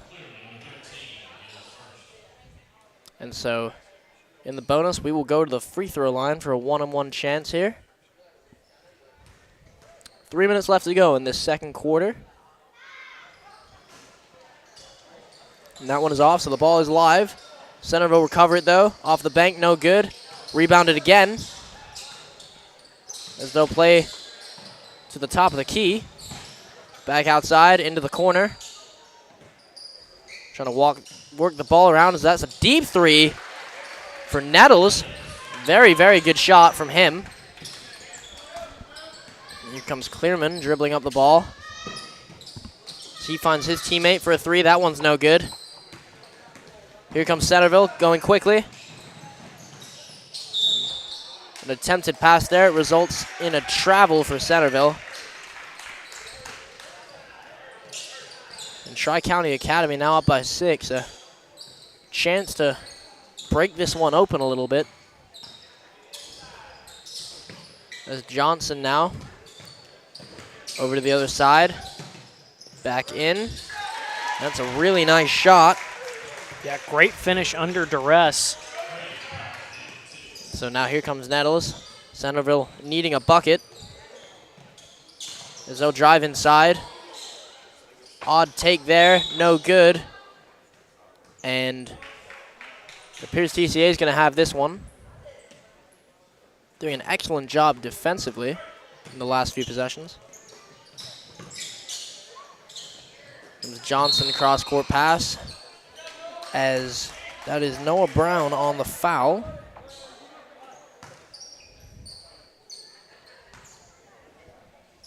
Not quite sure who that one's on. But I think that was against Nettles. So Nettles picking up the foul, and the ball's back in play. TCA trying to work this one around. Over the other side again. A nice look there from penetration. As Clearman finally gets this three. Yeah, and great work by Tri-County to kind of work the ball around and just kind of push and pull against that zone defense to finally find an opening. As that one is rebounded by Tri-County, so they'll push. The bounce pass there working. Trying to play out of the trap here, and they do. And they find Johnson for an open look. That one's no good. Rebounded. Back up. No good again. And we're going to have that as a foul on number 22. So that is on Gray, as Centreville will go back to the line here. And we have just under a minute left to go in this first half of action. And I know we've already seen it, but it's just strange to look at Sterling standing over in the corner of the free throw line there. He couldn't get that one to go. Yeah, that's his first miss of the night, though, from the line. 2 for 3. But I myself have never seen anything like that, so it is very fun to watch that happen. As I'd like to see him go to the line a little bit more in this one. just see how effective it really is. But right now, TCA have the ball dribbling down the floor. Here comes Johnson. That's a great pass inside. As Bryce Warner with the finish there. Nettles now, just under 40 seconds left. He'll try and get inside. Dumps off to his teammate. That's a nice shot off the bank there. As that's Sterling.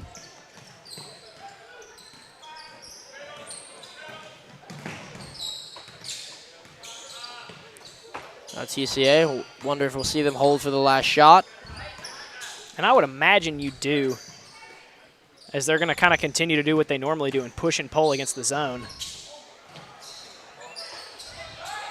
And that one, after a few rebounds, is picked up, and Warner puts it in as we go under a second left for the half court. Oh, that one was close. It had me going.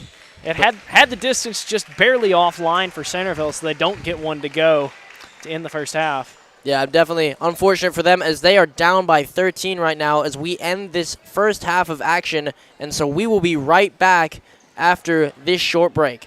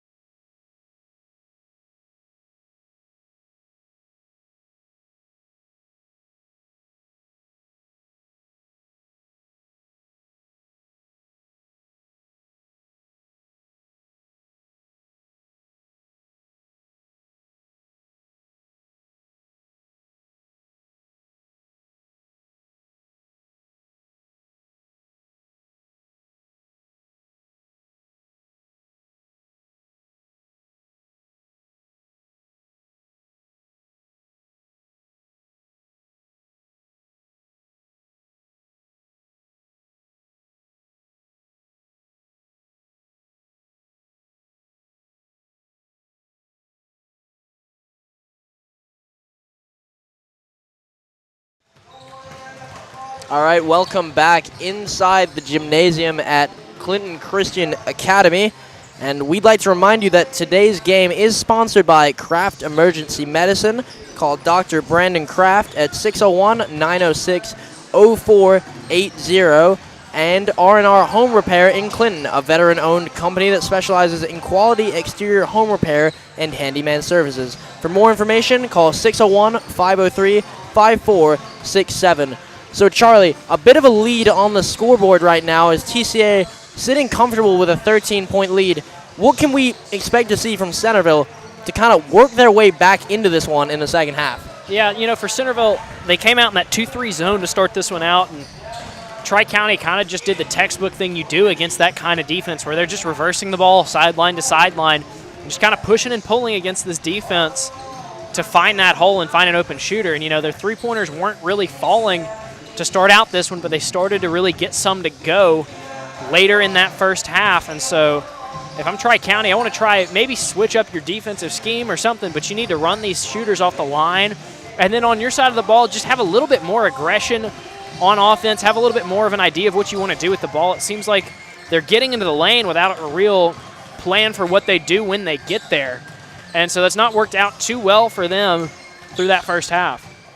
Yeah, and we'll definitely look to see them try to get back into this one as the second half begins. And so this, again, our game sponsored tonight by Capital Orthopedic, offering a personal approach to orthopedic medicine so you can live your best life. For more information, visit capitalortho.com.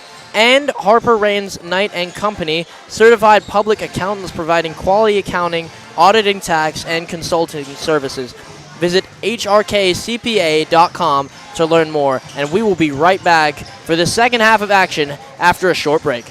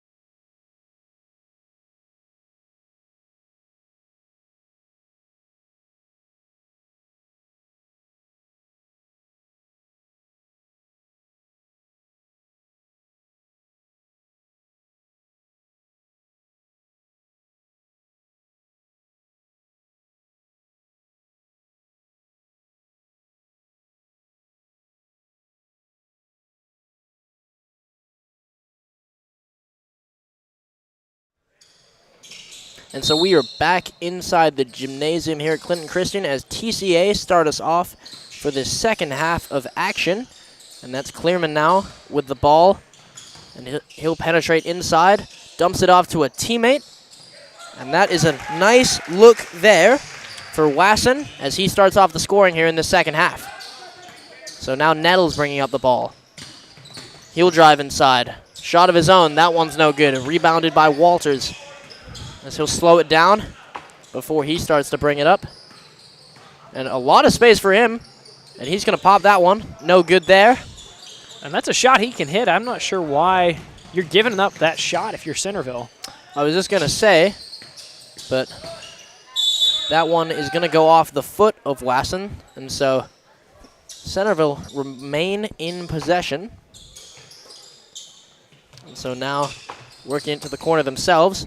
Nice little cut pass there, but what a block there from Wasson as TCA is ultimately going to end up with that one after a Nettles miss. And so Johnson now finds Walters. He'll drive. No good. And Centreville back up the floor with Nettles. I'll say Walters has struggled to finish some of these that we're used to seeing him hit so far tonight. Yeah, definitely a dry start to the second half for Walters as Wasson now taking it upon himself to go inside. And that one with a beautiful dish to the corner. Yeah, almost thought they were going to call a charge on him there, but didn't. Yeah, definitely took out one of the Centreville players, but no foul on either side. As we're going to get Clearman with a foul, though. So Centreville will retain possession of the ball. And this one gets inbounded and back underway. Comes Nettles now. He'll dump off. That's a beautifully weighted pass inside to Sterling. Yeah, really pretty feed there as they found a hole in the zone. Now Clearman up the ball. He'll pass it off. Back up to him as he thought about taking the three. But TCA now just trying to work the ball around. Look for the look as Clearman is going to take that three in the end. That one's no good. Now Centreville trying to push with pace here. And that one no good either. So bit of a dry start here for both sides. But here comes Walters. And now Clearman just slowing it down. Allowing a bit of a reset here as Walters wants that three. That's no good again. Wasson with the rebound, and he'll put that one in. And so now here comes Centreville. Needing some sort of a spark here on offense. As they'll kick that out. And Sterling now for three. That one's off. Rebounded by Nettles. He'll put it back up. No good again. And a foul there. And so Clark is going to go to the line. And nice hustle there on the offensive boards from Centreville to get the third chance shot before they finally got that foul. And Clark especially a little bit undersized out there. Able to corral that ball as he'll go 1 for 1 from the line right now. And so this is a check-in for TCA. This is Gray coming back into the game at the expense of Wasson. As Clark will go 1 for 2. And here comes Walters. Nice Euro step there and good finish. And that's one of his favorite moves is Walters, when he goes to that Euro step, usually finishes pretty well off of that one. Does well with a guy of his size to be able to be so quick as he'll pick up the rebound there. And a beautiful little behind the back as he'll come inside and get fouled. You mentioned earlier just a skillful player Walters is and how effectively he can be on both sides of the ball.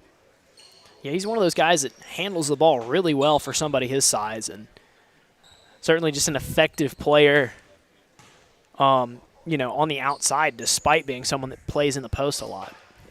He will miss that first one, as now we've got 3 check-ins for Centreville here, as that is Redmond checking in for the first time, along with Guerin and Wilson. So some new faces here for Centreville, as Walters misses both, but good hustle there from TCA. And so they will not come up empty on that possession, as that is Noah Brown getting inside and getting 2 points. So now here comes Nettles. Thought about the three. Dumps it off. Inside. Goes to the line, drives baseline. And that one be thrown away. Here comes Clearman up. And a tough layup from Clearman, as TCA beginning to stretch this thing a little bit. Up by 20 now. Nettles for a deep three. That one's no good. Rebounded by Brown as he drives. Euro step from him, but he will be fouled. And so we'll see Noah Brown go to the line here for 2 foul shots. Tri-County came out and just seems to kind of be the more aggressive team in this third quarter, and it's really showing on the scoreboards. They've pushed this lead all the way to 20. Make that 21 off the first make there from Brown. As they'll look to try to continue to push this one. So Brown now trying to go 2 for 2. And gets a nice roll there and does. And so we're going to have a sub here for Tri-County Academy as Warner checks back into the game. So now really needing something here for Centreville as they'll try and go back inside.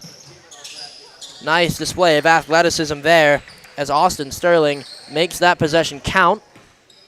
So now a 20-point lead with under 4 minutes left in this third quarter. So Clearman now jumps up for that one. Back over to Walters. He wants that shot. And that is his first three of the night, finally converting. Maybe now they'll respect that jump shot a little bit more. So trying to go back inside. And they're going to say it hit a Centreville player. So TCA are going to get this ball back. And we're going to see Centreville try and drop into a press here. Walters trying to get the ball up. Need it across halfway. Nice lead on that pass. And Johnson there absorbing contact and puts that up and in. So now here comes Centreville. Down by 25. That's a nice take there, but no good. So Walters off the glass and collects his own board. Kicks over to Clearman. He wants that three. That one's no good. Fought for. Centreville wins. And here they come driving down the line. That's a beautiful pass. Not quite as good as the first one. I don't think that one was necessary. I think he had a path to the basket there. Tried to make the extra pass, and it ends up with the Rebels on the line on the other end. Yeah, sometimes better to be a little selfish almost. And especially in those transition situations. I mean, if you've got to look at the basket, there's no need to make that extra pass. As Clearman now goes 1 for 1 on this possession to the line. And so we will look to see him go 2 for 2 as TCA push this to 27.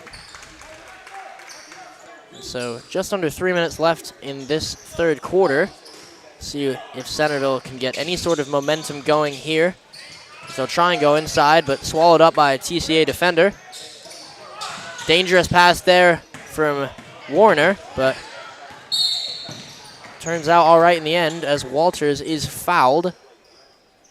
And so we're going to see an inbound here. As Clearman being told by the official to come a bit closer. And now Johnson back to Clearman, and we are back underway as Walters wants that three. And with just over 2 minutes left in this one, this third quarter, I should say, see a nice lead for TCA. Down to the corner, trying to drive baseline, decides against it. Back out, drives in. That's a really tough bucket from Clark there. Hustle player in his own right. Here comes Clearman. Nice dish there. And a good pump fake as well. So good possession there for TCA. Yeah, and a good patient finish by Gray. Gray coming off the bench and providing a good amount of scoring tonight. As he's overpowered there, though, by Sterling. And now Johnson dribbling up the ball. I'm sure we might see TCA start to milk the clock a little bit to end this third quarter. Now Clearman now trying to drive inside. Finds himself an open mid-range. That one's no good. Rebounded originally by Warner. Tipped off a few hands and remained TCA ball. So we've got some new faces in the game on both sides. And I know at least one of them is Garin checking back into the game for Centreville. And so this one is going to end up Centreville ball. And it looks like Watts has checked back in, along with... I think that's Cameron Wilson that just came into the game as well. Oh, Wilson, excuse me. So a few new faces out there as Centreville will start that with a miss. Now here comes Clearman. Less than a minute to go now. TCA Johnson over to Brown. Back inside. And Johnson wants that three. And so that is corralled in by Centreville, slowing it down a little bit. So Nettles at the top of the key. He'll pass off. And that one's picked away. And here comes TCA on the fast break. Johnson so effective in those fast breaks points as he converts. Yeah, he's a great finisher in transition. You know, he'll be under pressure, but still just able to get that one up and in. So they've pushed this all the way to a 27-point lead. 27, 20 seconds to go. As Nettles with a tough shot there. So now here comes Clearman. Would not be surprised to see a last shot here, as there is currently 7 seconds left. TCA trying to work it inside. And Warner gets that up and in. That's a tough bucket. And we should see the end of the third quarter. So a very positive quarter for TCA. And we want to remind you that tonight's game is sponsored by Kraft Emergency Medicine. Call Dr. Brandon Kraft at 601-906-0480. And R&R Home Repair in Clinton, a veteran-owned company that specializes in quality exterior home repair and handyman services. For more information, call 601-503-5467. And we will be right back after a short break.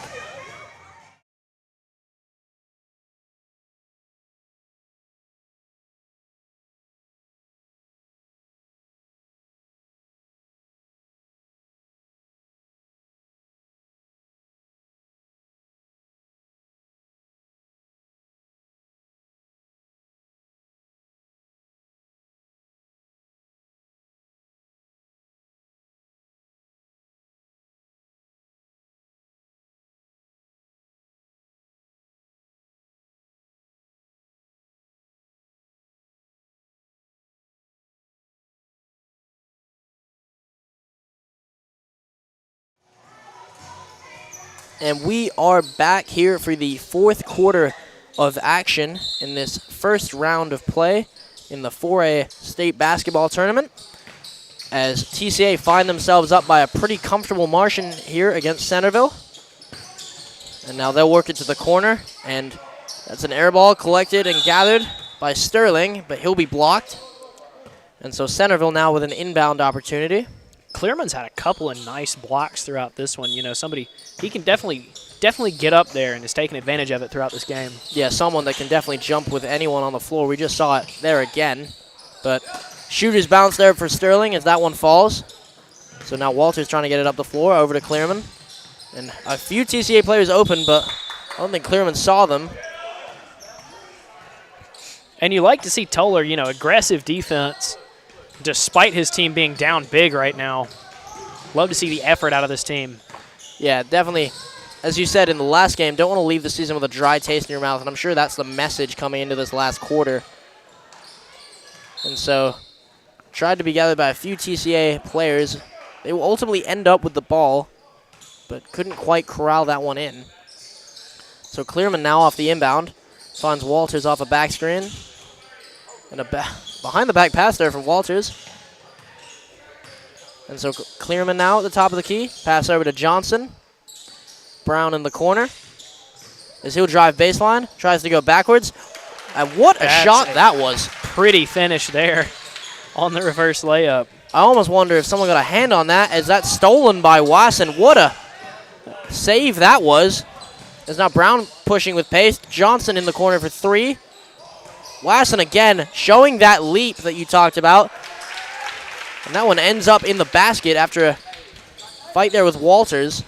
Just a series of impressive plays by the Rebels on that sequence. And now Toller answers back with a three. This one's getting fun.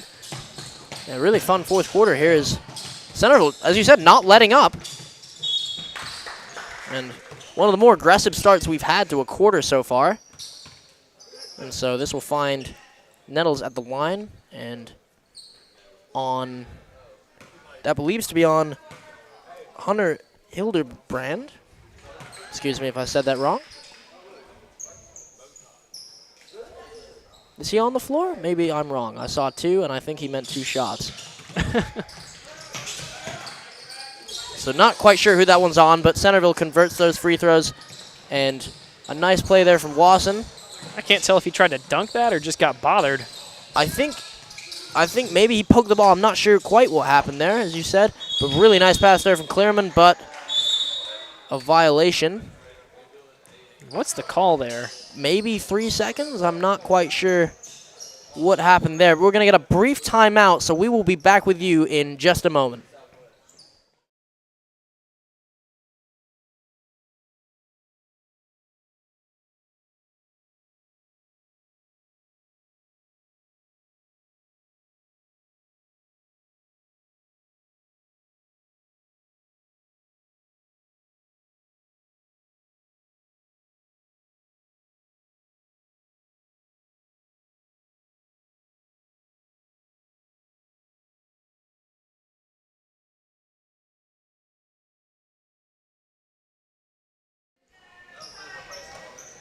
And so we're back here at Centreville now, inbounding the ball. Nettles, like so many other times, bringing it back up, and he throws a turnover, but fortunately, a kickball violation for Centreville, as a conversation with the officials, and it appears that TCA is going to remain with possession, or not remain with possession. They're not quite sure what happened there. Just a missed call from the officials, but TCA will ultimately get possession of that ball. So now Walters. Is the Centreville bench still asking what the call was? I'm not quite sure what the call was. I believe it was a missed kick ball violation, but Brown will ultimately get the 3 there. I think they're calling that a 2. Oh, it's 2. Saying his foot was on the line. All right, good catch there. And so now Walters, he'll push the ball up. And a really nice shot there from Clearman. Yeah, and TCA kind of getting into their element right now, just pushing in transition.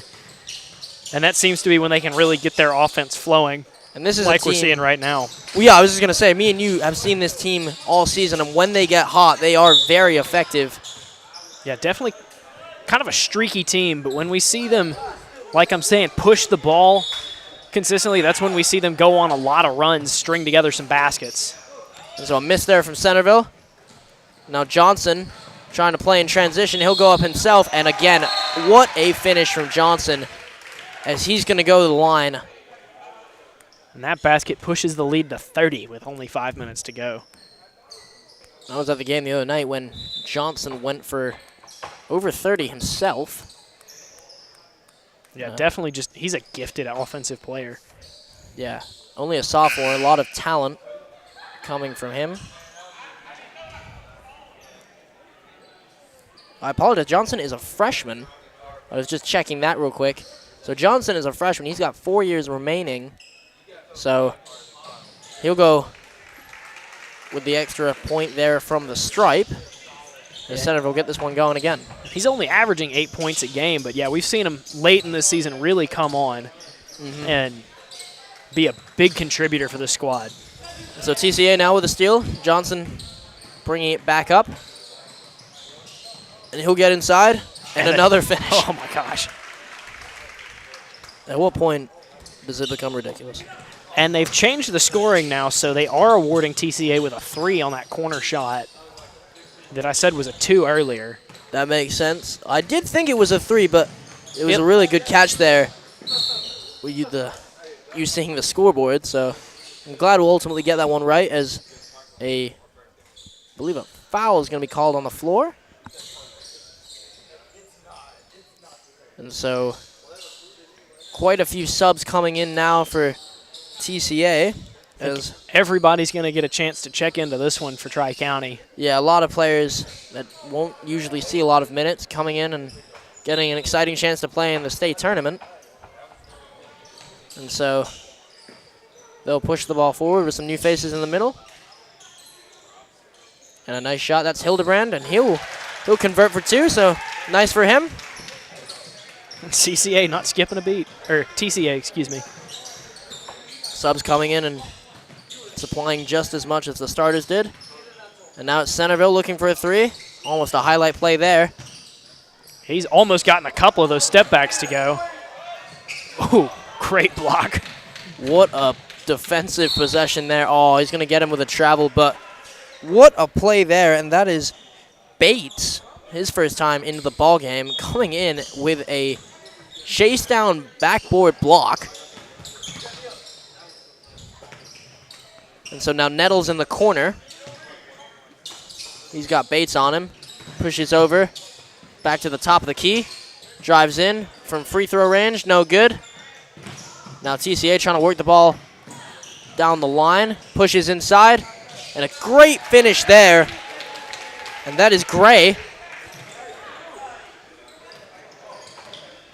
Nice night for himself. And so now Nettles kicks inside. Nice pass out for three. That one's no good. And TCA now with a 3-on-1. And they're going to take the three here. And maybe next time think twice about doing that. As Bates with the air ball. But I think that was Hildebrand. Let's not credit somebody that let's not credit the wrong guy with an air ball there. I apologize to Bates. That was Hildebrand. As Hildebrand coming in, converting for two, and then airballing a three. Yeah. For his sake, I hate to point it out, but I don't want to. Absolutely. No, absolutely the right thing for you to do. I don't want to ridicule the Bates family. As now TCA with another steal.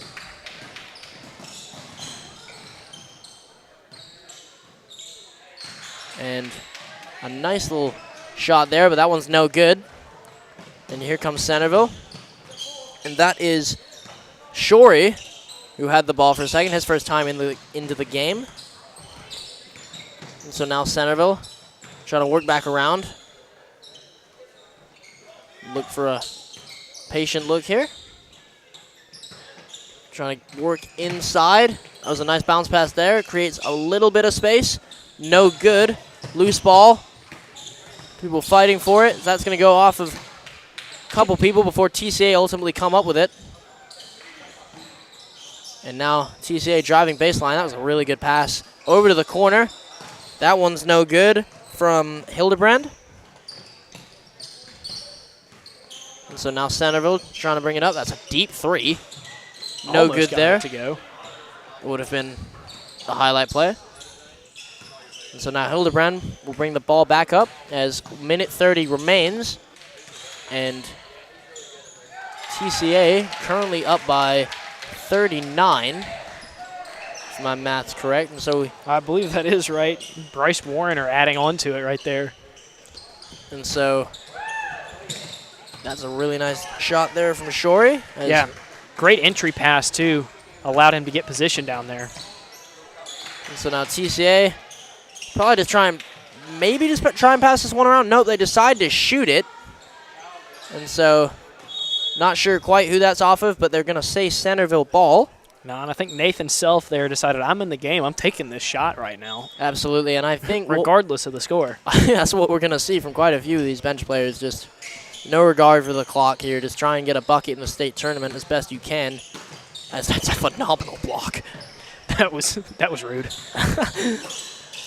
And active hands there as well in transition. And here comes Hildebrand. He wants the shot. Nice job from him to just hang in the air and take that, as we're going to have a sub in and a nice reaction from the crowd, as this is Ethan Stringer. And applauded off is Warner. So a nice night from him. And so they're going to call a foul on the floor there. And I think that one might end it since we've got a running clock right now, just ticking below 10. Yeah, and I think the players know it as well. The ref told them, oh, no, they're going to stop the clock and allow these foul shots. All right. And so with 2.4 seconds left, Centreville misses that. And off the touch, this one should end the game as he chucks it up. And that one is no good. So our final score tonight, 83-46, is TCA will advance. And so a huge win for the Rebels. And we'd like to remind you that tonight's game has been brought to you by Kraft Emergency Medicine. Call Dr. Brandon Kraft at 601-906-0480. R&R Home Repair in Clinton, a veteran-owned company that specializes in quality exterior home repair and handyman services. For more information, call 601-503-5467. Capital Orthopedic, offering a personal approach to orthopedic medicine so you can live your best life. For more information, visit capitalortho.com. And lastly, Harper Raines Knight & Company, certified public accountants providing quality accounting, auditing, tax, and consulting services. Visit hrkcpa.com to learn more. So, for both Charlies here tonight, I've been Charlie Rook alongside Charlie Williams, signing off with you after TCA knock off Centreville.